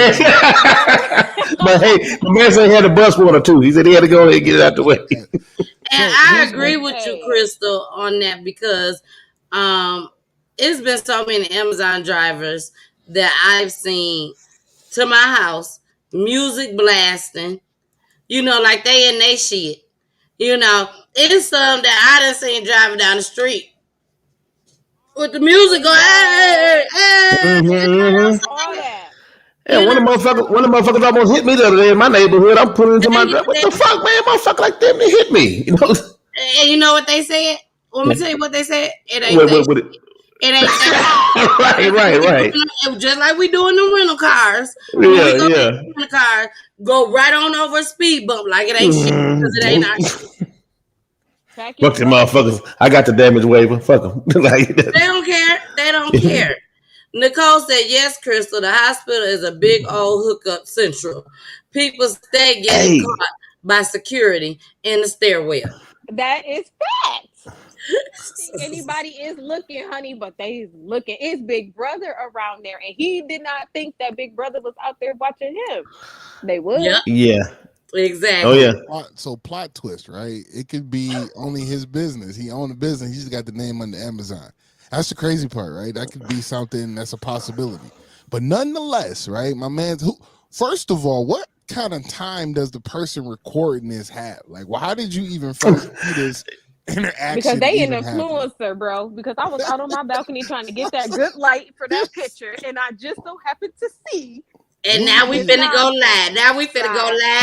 Yeah. Perfect timing. Right. Yeah, Perfect we finna timing. get all the views. We finna get all the views. We're gonna go viral. That's what we finna go do. They didn't go go viral for that post, yeah. And they didn't give a damn about one of us in our community losing our job at a time like this. No. So we can't afford to lose our jobs, baby. No. Not at all. And they didn't give a damn. They can care less. And that's the sad part about it. You never know who's watching.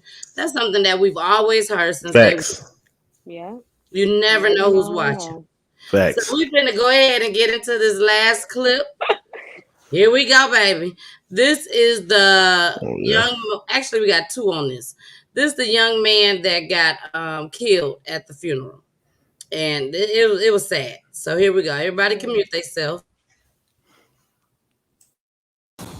He was saying his goodbyes to somebody. Now we got to get ready to say our goodbyes. Like when the violence in Memphis is going to stop. And that's not the first time someone has asked this question as another family member grieves the loss of a loved one from gun violence over the weekend. Another teenage boy gone far too soon, all while paying his respects to yet another young person whose life was taken by violence. Now community leaders are calling for more outrage as a result of this killing of yet another child. Now, this incident happened in North Memphis, ending the life of a 16-year-old and sending another teen to the hospital in critical condition. Our Janae Lewis shares the family's message to the community about the increasing violence against children. This is a senseless murder. It's time to put the guns down. I want justice for my son. The family of 16-year-old Emmett Beasley says he was killed in a double shooting in North Memphis Saturday night. They say the other teen shot was a relative.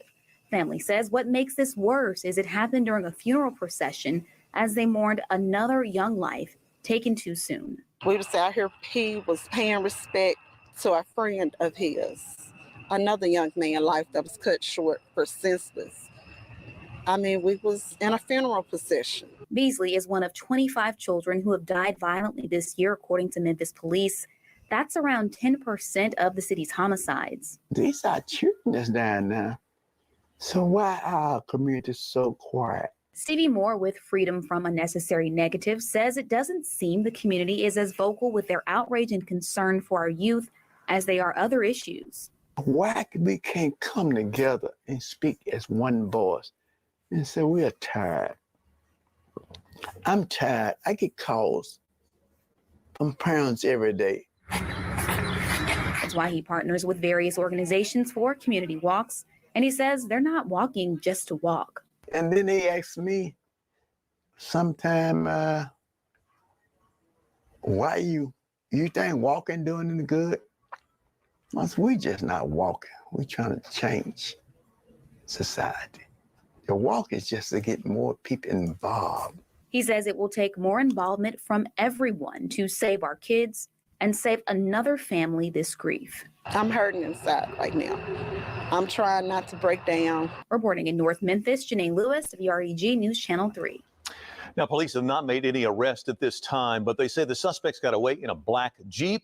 You're asked to call Crime Stoppers at 901-528-CASH if you have any information that could possibly help. All right, stay muted for 1 second. I'm going to go ahead and play this last clip on this because I want everybody to get a whole understanding on all of this. So we're going to go ahead and get started with the second clip. Okay, this is the last clip. So here we go. Full of life. He enjoyed his 16. Full of life. He enjoyed himself. The best kid you ever want to be around, full of everything you want to see. A father mourning his teenage son who was gunned down while mourning the loss of another young person in our community. Now, more arrests have been made in connection with this killing. First at 4:30, we're learning a teenager is now charged in connection with that deadly double shooting that resulted in the loss of life for another teen. Thank you for joining us. I'm April Thompson. I'm Alex Coleman. Already behind bars is a man who police say was picked out of a lineup by an eyewitness for his part in the shooting during a funeral procession. WREG's Jarita Patterson with what we now know about those accused of carrying out such a violent attack. It has been a little over a week when lives and families were forever changed. And it's just sad. It's just really sad. October 23rd, Emmett Beasley, while taking part in a funeral procession in North Memphis, was gunned down here along Hunter Avenue. His family, understandably, was overcome with grief. These young people don't have no type of respect for life. They don't have no type of remorse for anything. And now they taking my cousin, my cousin. We got to get ready to bury my cousin. We met Dentricia Robinson moments after she learned her younger cousin Emmett was shot and killed. A second teen, also shot, survived. When the violence in Memphis is going to stop, this cowardly, senseless crime. A crime 2 other young people are now charged in connection with. We are just learning a teenager is the latest to be arrested. Rico Lee, you see him here in his mugshot, is facing a murder and an attempted murder charge. The 18-year-old was taken into custody 3 days after 22-year-old David Lee was put behind bars for the shooting. Family saying this tragedy was further compounded by how they learned about the attack. And it's sad we had to find out on Facebook and Instagram and social media before we made it to the scene. At this time, 2 men have been charged, David Lee and most recently Rico Lee. Both men are behind bars, both without bond. We'll keep you updated on any new information as. That's sad. That's real sad. But I want to go back and show y'all this picture. Why are you letting your child walk around like this with their head looking like this? Why? Yeah, everybody can come on mute. Why? Yeah. No, I'm for real. where is the love? You know what I'm saying? Yeah. You know, when I look at this picture, when I look at this, I look at a boy that don't give a flying fuck. He can Right. care less. He ain't got Yeah. nothing to lose. Nobody love me. Nobody care. No, I'm not gonna say nobody love me. Nobody's telling me and Right. They showing love me me. But they that they love me. love me. They gonna let him walk around like this. I don't get it. I don't get it. I don't get it. Jason, what you got to say? Because I know you got something to say behind this one. Oh, I got a lot. Here's my thing, man. I'm gonna start here. First and foremost, I'm telling on everybody. I'm to the age now. I'm glad I made it to this age where I'm telling on everybody. I see you doing something in the store. Ooh, they stealing. Like I'm telling on everybody. I'm telling. But here's my thing, though, bro. It says I really think back to 16, and I was doing that when I was listening to this, and I'm like 16. I just started working at Jeepers in Northland Mall. I'm a cook. I'm worried about getting Jabos, Air Force Ones, and trying Come to on now. mac on the party host because I just heard that she broke up with her boyfriend. That's what I'm doing at 16. Right. And if I'm not doing that, I'm playing PlayStation with my homeboys or basketball, you know what I'm saying, on the block. Trying to get to Fairlane, trying to get back to Northland, hitting the bus. You ain't trying to kill nobody. Trading basketball cards. So yeah, y'all hear that, right? I'm not worried about killing someone. Drop a bomb. Right? Stop and approve bombs, okay? I'm not worried about killing someone at 16, bro. So not only is it so much of a tragedy that a 16-year-old lost a fellow friend and you taking them to the grave because you're no longer going to see him. Y'all can't go to 18 together. Y'all can't talk about this no more. Y'all can't get the new J's no more. None of that, right? So you hurting. Now you got somebody else that's going to gun you down while doing that. Like, bro, so now I'm asking this question, right? What are you doing at 16 to get shot? Why do you even have a gun at 18? I am 37 years old, and I got my concealed carry when I turned 32. No, 34. I still ain't got the gun yet. I just got the concealed carry. I ain't even got the gun yet. Well, you know when I got my first gun. Want me to tell you when? During the damn pandemic. That's when I got my first gun during the pandemic. That part. But what I'm still getting at too is like how is someone 16 more years older than you, or 18 more years older than you plus, that can't even really get the access to the gun like that, but you can. And I understand there's loopholes and you in the hood, anybody can get. I get all that, but why is it such a priority for you to be 16 with a gun right now? That's the part that's Because blowing my mind. the song that we just listened to in the beginning of this segment is an influence. Everybody got to have an extendo, all that. Yeah, facts. Girl, Crystal, when I tell you, I know what I'm doing when I do my shows. I know what I'm doing when I do my shows. It all comes together. You playing these videos, whether you telling the truth or you lying in them. Regardless, you're putting it out there to the forefront Glorifying it. to make Yeah. these kids believe that this is the way to go. Who is giving these kids these guns? They can't just go into a pawn shop and buy these guns. They just can't go to a gun shop or a gun range. They can't even go to a gun range and practice shooting. You can't even do that. Shooting until you're 19, 20, 21. Like you of age. 21 in Michigan. 21. Right. Exactly. But you're sitting up here, but you're able to get not just one, not just 2, 3, 4 guns. Right. This is crazy. Well, I'm gonna be honest. When I was 16, I couldn't even piss right. Like I still was just like letting this shit spray everywhere and hit the urinal wrong. But why am I gonna have control of a gun? A bro? gun, yeah. Right. Exactly. So my thing is, you know, the media, and Jason, you know, I'm famous for saying this. I don't have to have 100K followers to influence one female. Come on. You Come can on. Come on. You can just look at my lifestyle and think like, oh my God, she got this, but you really don't know reality versus perception. I'm really eating ramen noodles over here in this big ass house. Okay? Ain't no wrong with ramen But you looking up, noodles. and I love them, but you looking at social media thinking that, okay, I see this girl, she fly, she dressed cute, this, that, the other, blah, blah, blah, blah. I'm trying to get like her, so I'm gonna do all this stuff to get like her. That's not really like where it's at. So I think that social media has put just so much emphasis on what these kids should be instead of the parents influencing what their kids really needs to be. That's the problem. Exactly. Right.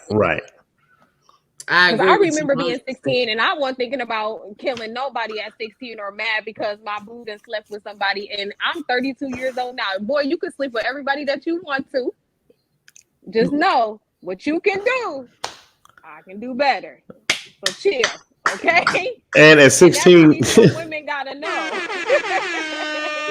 Do that shit again. Do it one more again. But RJ, what you was about to say? no, I was just gonna say at 16, I was happy to have my little old job bagging groceries at Kroger's, making my little $4.25 an hour. And Jason, I'm 43, man. So we right in that little era, man. I was just so happy to have that, man, and just to get my little $80 check a week, knowing that I made the motherfucker, man. That was golden, man. That was awesome. Like, man, I did this shit, But as far as all this foolery, man, it's senseless. It is. It is very sensitive. I am 42 years old. So we ran all in here together. Yeah. And at 16, I'm not gonna lie, I was probably being fast. I was too. I was doing that too. I was getting But at it the in. same time, there was nothing in my brain that was thinking I need to kill somebody. Facts. Or he done went and cheated on me with this chick. I got to go kill her. No, that was not in my brain to think like that. And I think that comes from the household, how you was raised. If your parents was involved, if your parents was telling you, I love you, I'm here for you, I support you, I'm proud of you. You know what I'm saying? When you get fed all of that, I was going like this, like this. When you get fed all of that, at some point you start thinking, I can't disappoint. Yeah. I can't let that person down. I can't have this person upset with me. And when I say person, I'm talking about parents. Yeah. I don't want them looking at me or hearing about me out in the streets. Yeah. What'd you say, Crystal? And back to the disappointment thing of parents, like, I was scared as fuck of my grandma, okay? Like, and I think that's part of the issue too. These kids don't fear no one. Right, they don't. But you know what? Like, y'all guys are making the whole statement. I'm gonna kind of like bring it together. We were taught, I think all four of us were taught that we are a pure representation of our people when we leave the house. Yes. 100%. So whether we Facts. say yes, ma'am, no, ma'am, yes, thank you, please. Facts. All those type of things. Those are pure reflections of what your parents have done with you from the get-go. So yeah, if you're out here totally disrespecting people and not, being respectful, period, at any standpoint in life, you're a 100% projection of what your people didn't do for you and to you. Right? Because I have not only if I'm mad at you or I hate you, because I was actually taught never to hate anybody. So I can't even say I hate a person. I dislike hate was a strong Get word. your ass a strong word. So if I have a dislike for you or a disregard for you, but that doesn't mean I need to get rid of you. You don't need to be alive anymore. Like, your presence doesn't need to be in my life. So I pull back and move around. Right. There's a whole lot of acreage on this world that I can move around and never see you again. Right. I literally need to take you off this earth. I just need to remove you from my world. Come on. And that's what we need to teach these. Like, that's what the children. Yeah, just move around. Now, that these people aren't permanent in your life, and the way they make you feel is not a permanent feeling. All that shit is temporary. It's boundaries. Facts. It's boundaries.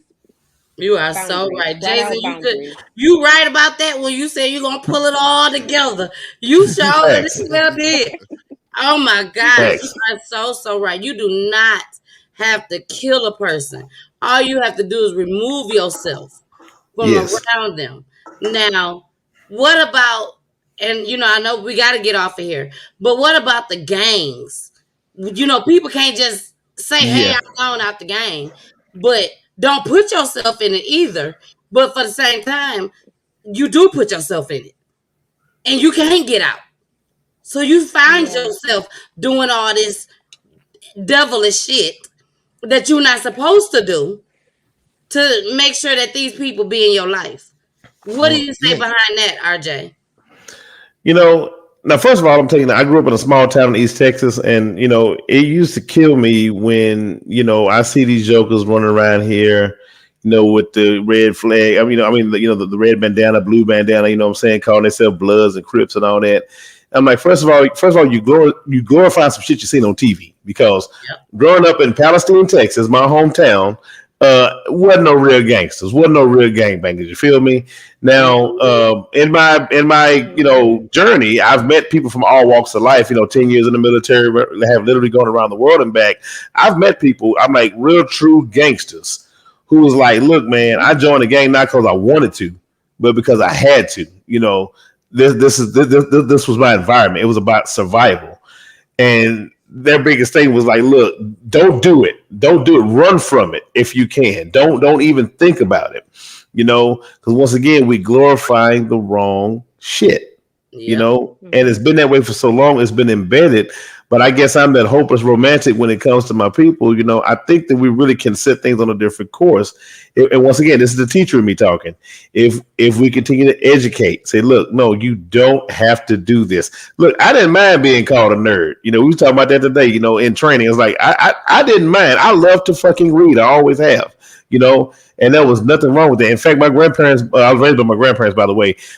They bought me some, remember the Encyclopedia Britannicas? They brought me those, and they brought me some dictionaries. Look, my nerdy ass was sitting there reading the fucking dictionary. I was reading it, because I wanted to know what words meant. Hey, for a while I thought I was this weird kid, but I was like, no, I'm happy to be me. You glorify intelligence. There's nothing. I don't know if y'all ever experienced this, but growing up sometimes in my little small town, people had a tendency to make fun of smart kids. Like, look at that motherfucker. Look at him. Look at him. He passed the test the first time. When is that a bad thing? How is that a bad thing? How is that bad? These are the motherfuckers that go on to become CEOs of Fortune 500 companies and run their own business. You know what I'm saying? Yeah. That's that bullshit that would have been told. We got to be dumb. We got to be stupid. I said, what? I tell my students all the time, and I have third graders through fifth graders, because mind you, they're in that little area where they're still kind of babies, but they kind of learning what stuff is. No, okay, hell. You remember DOS Effects, Jason? Remember that group, DOS Effects? Shit. Yeah, right. They got degrees in English. Wow. That's why they come bump, think about it. You gotta know how to put words together. Subject, noun, agree. Come on. Why are we continuing to glorify BS? And once again, I'm just a hopeless romantic that says, no, there is a better way. You don't have to resort to that just because society say all black people is thugs and this and this and all black people from the hood. I said, shit, my goddamn country ass was growing up climbing trees and shit. So come on, come on. Yeah, exactly. I want to piggyback off of that, and then I'm gonna let you take over the missus. So you're absolutely right when it comes to some people had to be not necessarily born into a gang, but you had to go into it for survival, and those are the ones that were able to make it out, turn into something successful, and try to mentor all the ones that are following thereafter. Now the thing is for all the ones that are getting into it now and within the last 2-3 decades, is because no one loves them. They're lacking love from someone in the home, so they go out to the streets to find it, because no one's taking care of them and no one is loving them. That's why it's so easy for you to be like, come on, man, hang out with us. We're going to show you love 24/7. And you just got to do this for us. And if a little nigga's like, oh, you love me? Like, that's what you, like, for real, this is what it looks like. You're going to shelter me. You're going to feed me. And you're going to provide for me as far as in security. And then they're locked in. If one of us can say, I can sit here and be like, RJ, I love you, brother, and I don't feel no weirdness about it. It ain't gay. It's all right. Yeah. say that you are a black man and a person on this planet that needs love, whether it's from your family, from your spouse, from your children, down to your coworkers. You know what I'm saying? We just need to be able to show that love for one another. Once we're able to do that and be able to teach people to love properly, where it's not a physical thing. Come right? on, Like, 'cause come on. I could tell Crystal, I love you. Like, you my homegirl, you my little nigga. Like, I love you, right? And not nothing be sexual upon Right, that, right? right, We right. have to be able Facts. to teach our children, along with people in their early to mid 20s, how to love appropriately and not expect anything from it. I just want to give Facts. to you so you can be a better person. Facts. Exactly. And I appreciate that, Jason. Yeah. Together. You did? Yeah, I appreciate that. I appreciate what you said about, black men showing each other love and knowing it's not no funny bunny, switch hitter type stuff. And with the sisters, look, once again, I love me some women. God knows I do. Yeah, I love me some women. That's my weakness now. You feel me? Right there. Yes, I love it. I love it. That's what I'm talking about. Once again, love me some women, but that don't mean I gotta go try to sleep with all of them. You feel me? Exactly. Yeah, ain't nothing to play about that no more, especially in 2021. You fuck around and catch some shit that Ajax won't get rid of. Okay, condoms ain't protecting Exactly. everything around here. Right. Now, one thing that you guys was talking about just now was, why does us as black people, why we got to act the fool or look crazy and all that stuff for us to be out to the forefront. This is a prime example right here on the real. On the real, this is what she came out. It's funny, yeah. It's funny. This was her Halloween costume. On the real, she was what's that boy name? Lil Nas X. Lil Nas Lil X. Nas X.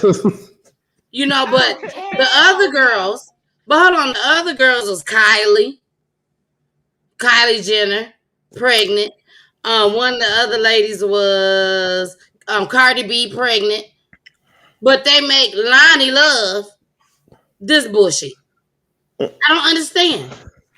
And she looked it uncomfortable. She looked it like, why am I on here like this? But you decided that you needed the money, you wanted the money. So I'm going to go ahead and I'm not going to fight for it. I'm just going to do what they tell me to do. And this is a prime example. Controversial. She is. I watch them every day at work. Sorry, DMC, but yeah, fuck it, whatever. I watch them when I'm at work, okay, in between patients. And she's so controversial, and she's always talking about how, she wants to protect the black woman and protects our image and all this extra shit. This is the same bitch that's married to a white man. Yep. Or her boyfriend is white or whatever. So they gonna do anything to clown her ass regardless, because they already mad that she with a man.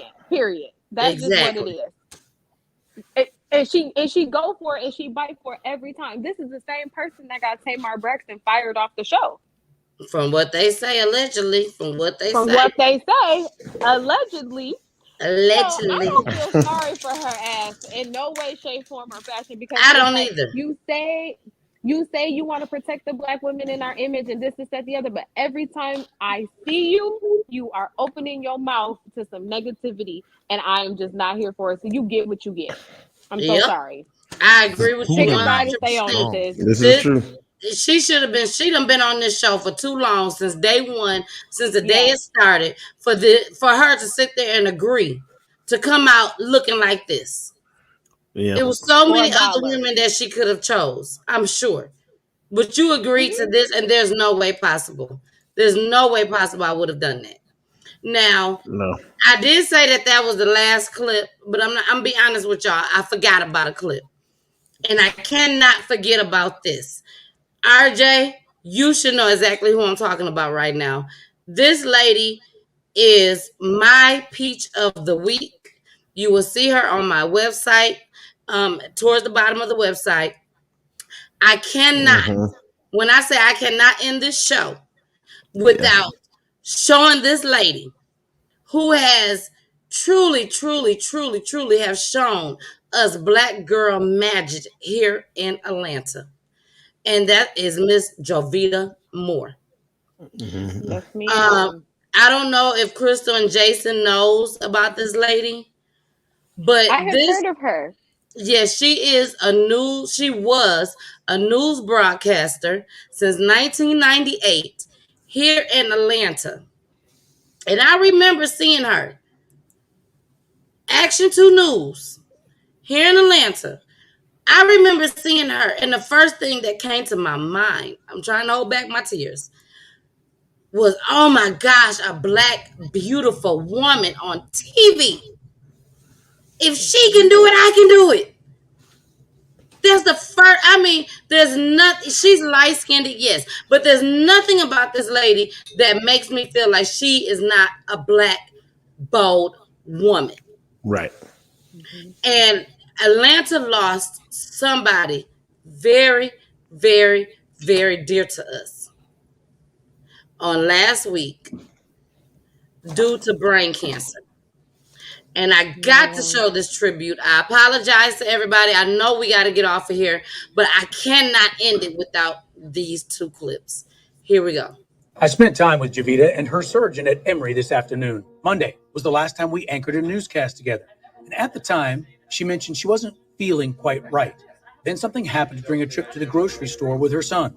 I remember walking across the parking lot and feeling like I wasn't going to make it to the door. Like I just was almost like walking in quicksand. Javita also shared with me that she felt forgetful at times and said she felt like she was in a fog. Emory doctors discovered a possible explanation. An MRI found two little masses on my brain. And so we had to then start having a conversation about what that was and what that meant. Javita is scheduled for surgery Friday morning. Her surgeon says Javita's healthy lifestyle and great attitude are factors in what's next. All those things feed into someone being in a good place to recover. People who are functioning very well at the time that they may be faced with a problem like this tend to do better. You know Javita, she's strong, she's optimistic, and she is surrounded by family and love now. She already feels the support of this community, which is why she wanted to share this story. I know we have great viewers, and I know that the prayer warriors are going to be at work. And, we just have a great support around our station, and we have for a long time. So, and we live in a great community, and I just felt like it was something I needed to share. I didn't want to just disappear off the air, for a couple of months. And I wanted people to know what was going on, because I want to feel that energy. I want to feel that that outpouring and that support as well, because I know they're going to bring it. Most importantly, thank you for your prayers and your positive energy. I feel all of it. I'm home now. I'm up and about and doing everything my doctors tell me to do. So for now, I need to be here to focus on my health. I'm surrounded by family, a very small circle of friends, but also your extended love and support. This journey for me started with an unusual headache. So if something's not right with you, I urge you to please get yourself checked. Again, thanks for all the love, prayers, and support. Keep sending the prayers and positivity my way. Thank you. And some sad news from our ABC News family. We are remembering Jovita Moore this morning, a beloved anchor at ABC affiliate WSB in Atlanta. She passed away over the weekend at the age of 54 after battling brain cancer. She's arrived at that station in 1998, spent more than 2 decades covering the ins and outs of Atlanta. Tributes have been pouring in for Jovita over the weekend, from Martin Luther King III to Governor Kemp to Senator John also. Tyler Perry shared this on Twitter. "We know you fought with all you had. I will miss your beautiful smile and warm laughter, let alone seeing you in my living room every day." The Atlanta Falcons also shared a tribute on their Halo board, honoring her legacy. She's survived by her mother, 2 children, and stepdaughter. I'm sorry. I moved to Atlanta as a CNN anchor, and she took me in, and that woman was special. I'm sorry. I didn't realize I had to do this read this morning, but Jovita was something special. Nothing to apologize for. I'm sorry. Nothing to apologize for. That woman was special. She was, and it was special when she would come and visit us here in the studio. And I absolutely agree with her. Her personality, so electric, dynamic, and such a beautiful smile and beautiful person. Well, I'm sorry. For a guy who went to Atlanta, a young guy, she was a queen there in Atlanta, and to take me in, I spent countless times with her, and just, she's a special lady, and that's my delight of her. Yeah. Yeah, so I'm sorry, guys. Sorry.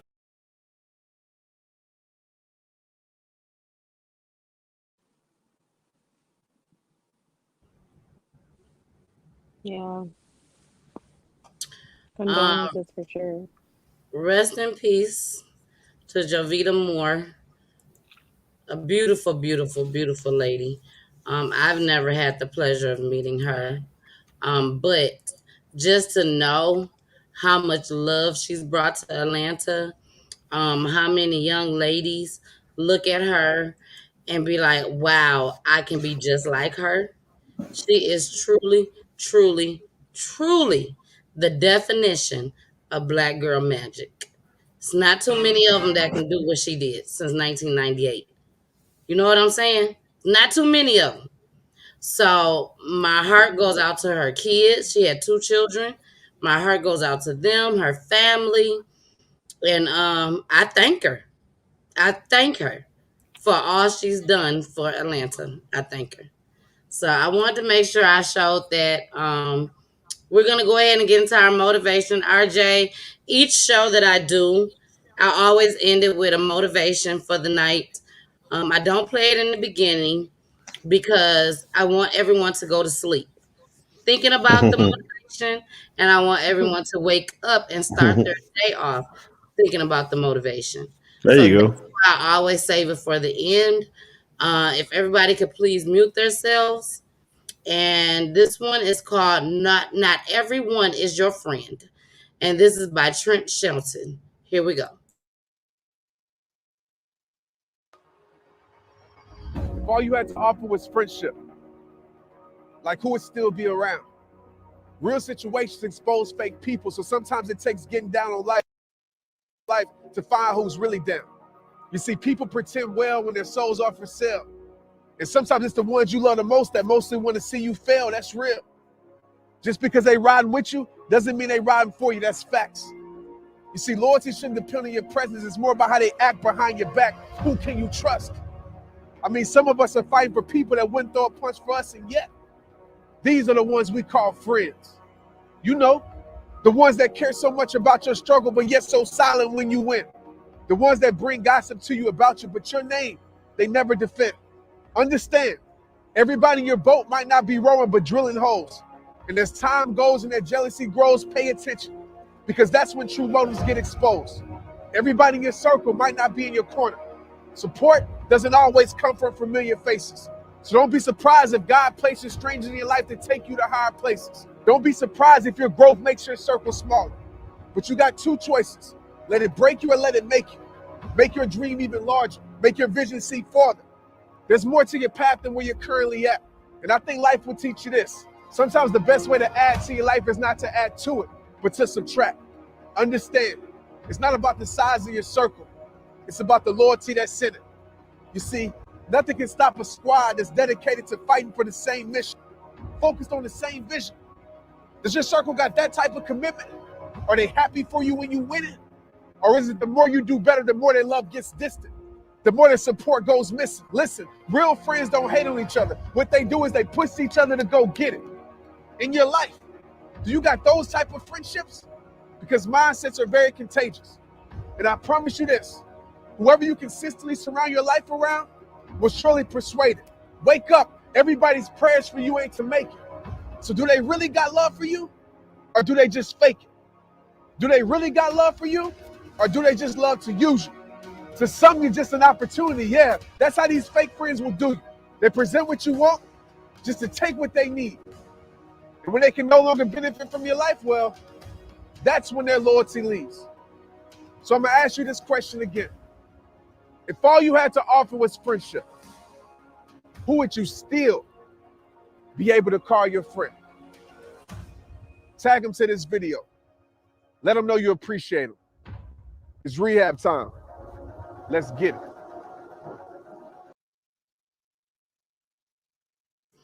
All right, now I'm not gonna do too much talking. I'm gonna let y'all comment on the motivation that we had, but I do want to have one thing to say about that motivation. There is a song by Drake featuring Jay-Z, and it's called Pound Cake on Drake's album. And on that album, Jay-Z says, less is more. And that's my favorite part of the song.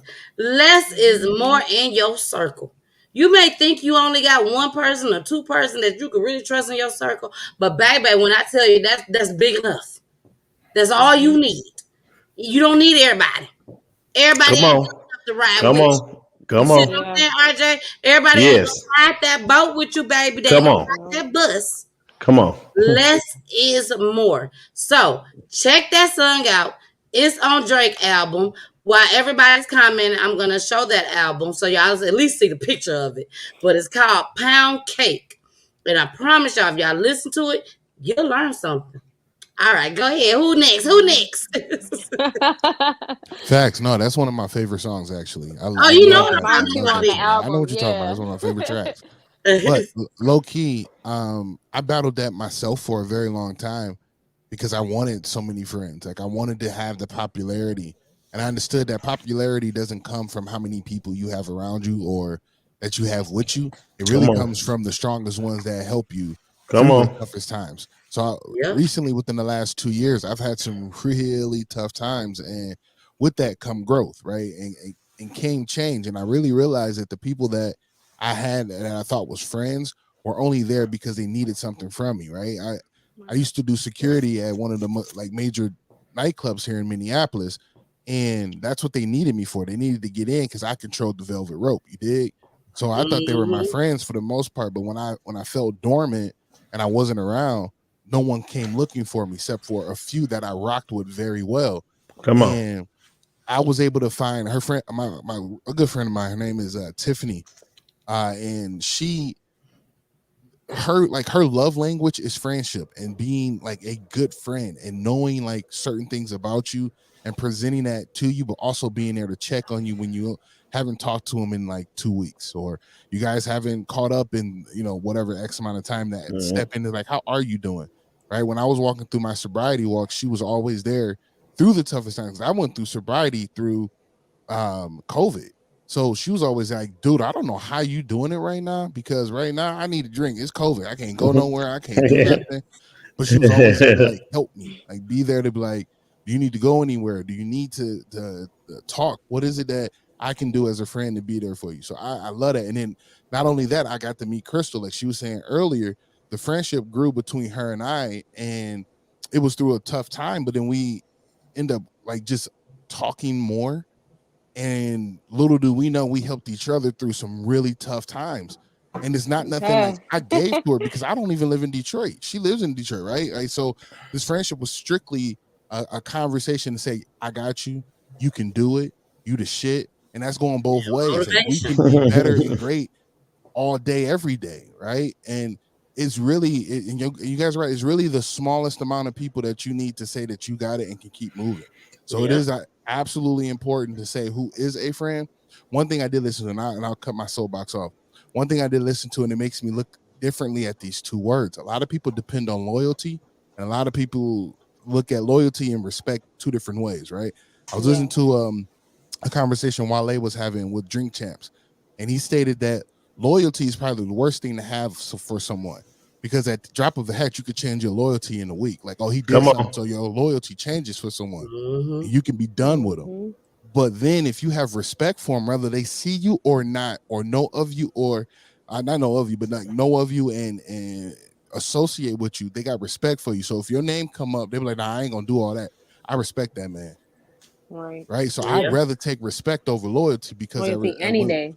right. When I hear that someone's respected me, that means that they're gonna say something when someone else is saying something behind my back. Come But on. if I didn't build enough loyalty with that person or even kept that loyalty strong, then they'd be like, "Yeah, fuck that nigga too." Yeah, you right. That ain't shit. Right? Oh, he ain't checking on me, right? And all that kind of stuff. So it is highly important to look at those. So I love the clip that you played, and I hope that reaches and touches people as they, bring their night to a close and really think about who is around them and who's really driving with them. You feel me? Exactly. RJ, you want to say anything on that? No, I mean, I'm in total agreement. I mean, my papa used to say, look, hey, if you find one good friend in this life, you have done well. I mean, because honestly, just having a bunch of people around, you're gonna catch a million people say they coming with you, but Yep. how many will stay? how many was taken, and Jason said a mouthful, man. I mean, I personally feel that. I mean, I would much rather be respected, than have just a whole bunch of people around me. Because you know how it go, man. You can only give so much of yourself anyways. Think about it. If you had $1 million right now and you said, I'm going to help everybody. Then next thing you know, you're giving out dollars. You give 1 million people $1, you broke again. So think about it. You can only give so much of yourself anyway. So, don't make that, your forte, to just have a bunch of people around you. Just 1 or 2 loyal, you good. You good. Exactly. Crystal, is there anything you want to say on that clip? I'm in total agreement with both of you. And I actually had to learn that the hard way because I am an only child. Okay. And back to RJ's point earlier, the nerdy thing. So It's all right. You can't right. I'm cool with it now. Yeah. But back then I was the nerdy smart black girl. So it was kind of like, okay, we're not going to be friends with her, X, Y, and Z. So when I did become an adult, and not even to finish that, I was a sheltered kid. So when I did become an adult, it was like, okay, the grass is greener on the other side. Here go all these friends. This is what they're into. Blah, blah, blah, blah. Okay, we want to hang with Crystal because Crystal has X, Y, Z, A, B, C, D, F, G, or Crystal's parents can get us into this, this, this, and this. I learned that the hard way that look at her. You girl trying to use you. basically trying to use me. So, I had to learn that the hard way. And I went through a tough period of time during COVID. Jason knows that I learned that the hard way because I'm smart and resourceful. People figured that out and tried to take that to their advantage, which I don't blame them for that because I would do that shit too. But it was a learning lesson and a damper on me, and I had to figure out at that point who I could really trust in my circle. And like just Jason and I communicating back and forth, it was like, okay, I could trust him with my whole entire life. Cool, this my person, and he been my person. That's my person. That's so sweet. RJ, you gonna be my person, RJ? Come on, let's say, hey, look, hey, we right here in the ATL. We might as well keep this coalition going for real, That's my person. Like let's get it. Today because I wrote a post this morning about it. Just like I'm so thankful for him, and I'm just so grateful for him because so many doors and opportunities have opened for me just by Jason standing behind me saying, "What are you doing? You have so much opportunity in front of you. Like, what are you doing, Crystal?" So I'm super grateful for him being my person and just being my friend. Awesome. Sweet. And Crystal, real quick, I was the only child till I was 14. Like I said, I'm 43. To mind you, I was my parents' only child together. They didn't raise me. My paternal grandparents did. Once again, my dad got arrested, so I was his namesake, Ricky Jr. RJ. And then I became a brother at 14. And then a brother again at 17. So I'm sitting there like, damn, this is some weird shit because later on I had my own kids and my baby brother and my oldest daughter used to go to school together. They're like 2 years apart. So and I definitely feel you on being sheltered too because my grandparents were very strict, but I appreciate them for that, because I was able to go out. Yeah, right. Back then I was like, damn, I can't do shit. These old folks don't let me do a goddamn thing when I was a kid.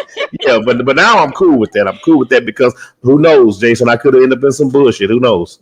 When's your birthday? I know you said you were a Gemini. When's your birthday? June 10th. Oh Lord, I'm a Gemini too.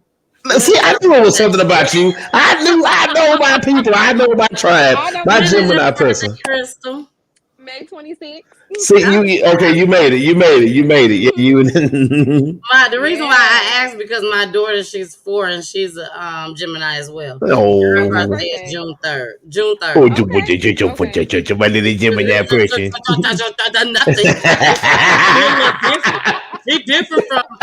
She different from my husband and my son. That's a Virgo, and I am an Aries. She is a little different. She's different. I'm telling you, she remind me of on the Kings of Comedy, the little girl stand up looking like she's short. You know what I'm saying? Yeah. She don't fear nobody, and would dare you to say something to her? Okay. Yeah. Him downstairs. You want the milk and cookies. Something else, baby. Something else. But once again, I enjoy you all for coming on my show, on my platform. I really, really hope you guys had a wonderful, wonderful time. Yes, definitely. Definitely got to have y'all all back in the building. For real. This is yeah. RJ, you know I'm trying to get you on the radio station. Yes, we're gonna talk about that. Yes, for real. I got your message. We're gonna chop it up about that. For real, for real. We don't talk about that. Like for real, for Me real. next Wednesday. I see you next Wednesday, Jason. I see you next Wednesday, but it's all good. It's all love. It is all love. But I want to make sure that everybody get the chance to drop their peaches. So let's start with Jason. Drop Facts, your man. peaches. Look, man, I want to first, I don't know if she's on anymore or she's still watching. I want to give a mad, big shout out to Jerica Sherrill. Last time she was on the show, after we finished that show, her and I and Pooley sat on here and talked for probably another 45 minutes to an hour. Right? But she had a little too much to drink, RJ. I had a little too much to drink. I understand. I understand. You know, that was when the shit was going on with Rio and stuff. I had to just drink. And before I understand. I said, y'all, I'll be right back. Right. I was saying, Crystal, I was saying 5 of each person. I said, I'll be right back. And I had to come back. I love it. Was over. It was a wrap. And what was so dope was she gave me so many jewels, man, and she helped me. She's awesome. She's awesome. Helped me like rebrand myself, not even rebrand, but actually find my demo and who I'm targeting for and what I'm looking for out of my brand. So I thank her 100%, and it's so amazing because I find new comfort in where I'm about to head off to. So with that being said, man, go follow me. It's Best Podcast here on Facebook. I have 3 of them, man. It's Catch This Vibe Radio. It's Rad Bad Stay at Home Dad Podcast. You can catch pretty much any and everything on all 3 of those, but the main one is going to be Best. Being empowered starts today. We live life, we love unconditionally, and we seek growth. When we do all 3 of those, we're in our alpha state. So stay primal and get after it. That's where we at with it. All right. Now, Jason, make sure that me and you gonna talk, okay? So everything that I missed that Jerica said, because I had to go and take a break. I'll drop you the jewels. I got you. I need you to drop me them jewels. Because I've been thinking about that all day today. Like, I missed out. Because I can hear y'all briefly, but I was gone. No, I was comatose. And I give her, man, I thank her so much. Seriously, it was a good conversation. I'll tap you in. Thank you so much. Now, Miss Crystal, drop your peaches, girl. Okay, so I don't know because you know they was checking for you in the comments, baby. They were like, "Who is that in the blue, baby?" It's Crystal. Okay, I'm just kidding. I don't know if I mentioned it or whatnot, but I am an author. I'm published on Amazon. Oh, wow. Thanks to my BFF over there. Okay, rocking it for me. Yeah, what up, though? Right now. What's the name of the book? Bougie Affirmations and Devotions. I am bougie as they come, honey. Okay? I am bougie. Ain't nothing wrong with it. And again, when I met Jason, I was going through a really rough time, and I came up with these affirmations that picked me up out of my bed and kept me going and saving lives and being a mother and being a friend and being a cousin and a sister. So I thought, there's plenty of women that are just like me that probably could use the same pick-me-up. Mm-hmm. If not every day, someday. So it is published on Amazon. And you can find me on Instagram. Also, I already followed you. You did. Also, my family owns a towing company in Atlanta, Priority Towing. Y'all know come get your car hooked up. So yes, and you can, and it's funny because when you mentioned Hillary Banks, so I'm Hillary Banks on Facebook. If y'all did not know, that is me. I'm Hillary Banks because these people is psych patients out here, and these patients be looking for your girl when I walk in the room. They be looking for me. Right. So they try to follow me on social media after the fact. So I'm Hillary Banks because I really resonate with her. from Fresh Prince of Bel-Air. Oh yeah, I know. Yeah. So yeah, so that's where it came from. But yeah, if you don't have a copy of that book, I need you to get on Amazon and click. I know that's right. And one more time, what is the name of the book that they can find on Amazon? Bougie Affirmations and Devotions by Crystal Marie. You could be the baddest. You could be the baddest on your block, just not mine. You the baddest on your block, honey, just not my block. There you go. Just not my Yes. block. Yes. Now, really what I want you to do is right when RJ finna drop his peaches, I want you to hurry up and put it in the private chat, type it out, and then I'll go ahead and copy it and put it into the regular chat. Okay. All right, because girl, we want them to support you and get this book, baby. Yes. Now, is there anything else you want to say while you're doing that before it goes to RJ? So, and just so y'all know, like the foreword is actually written by Jason.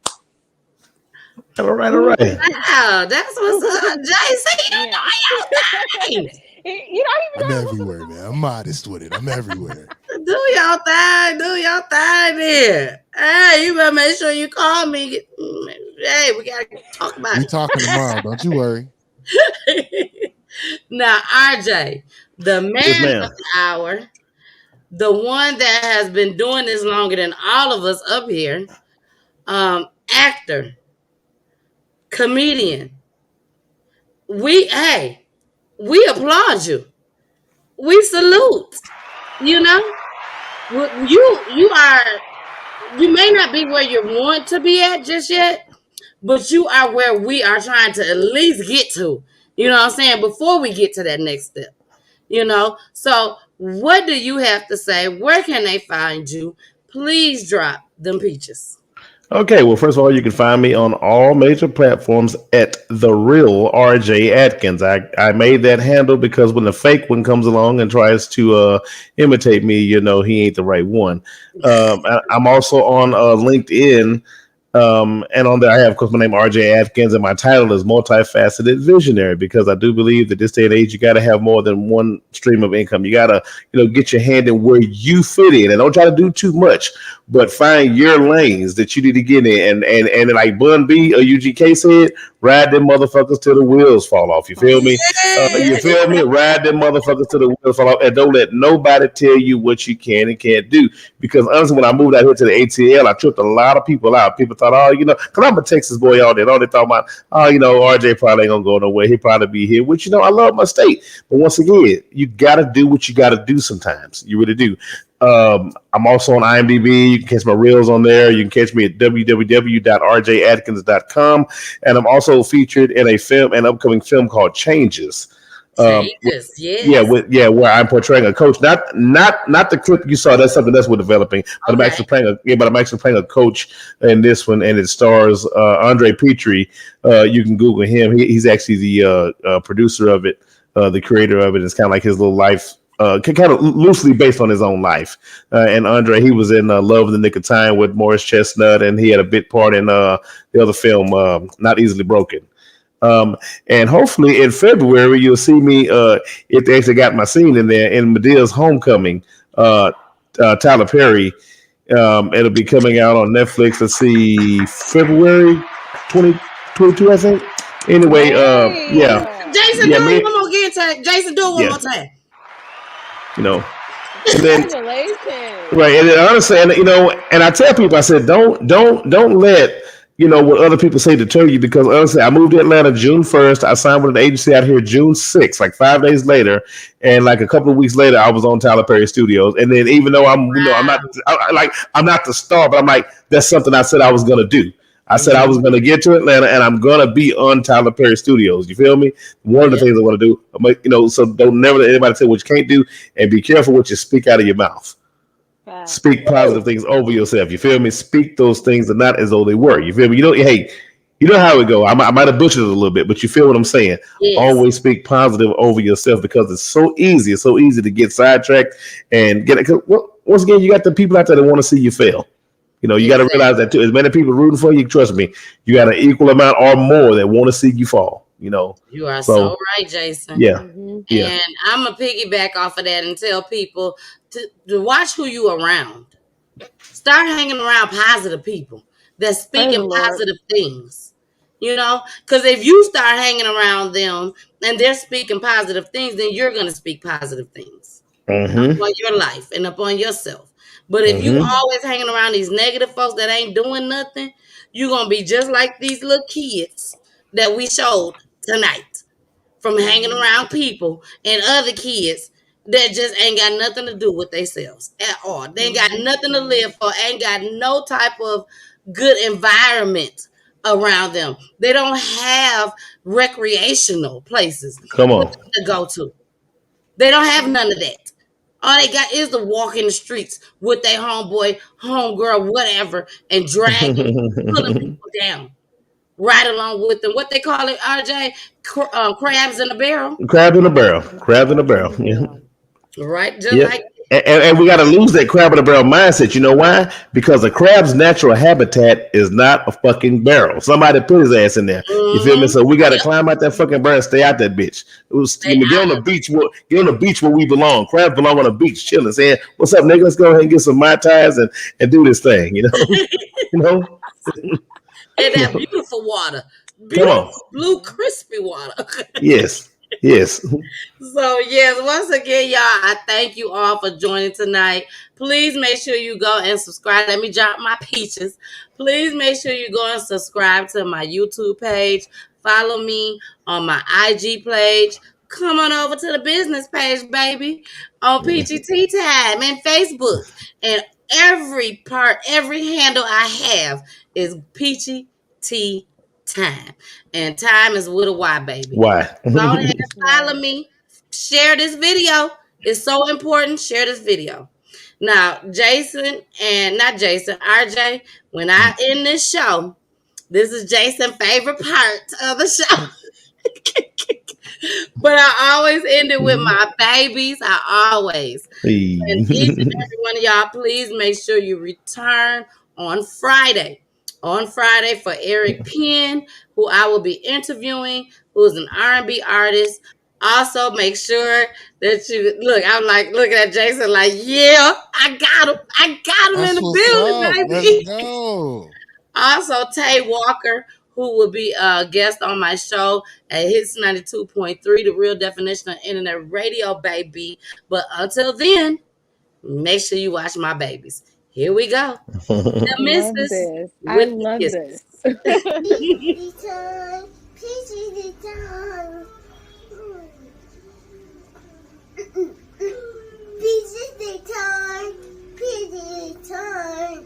Peachy time.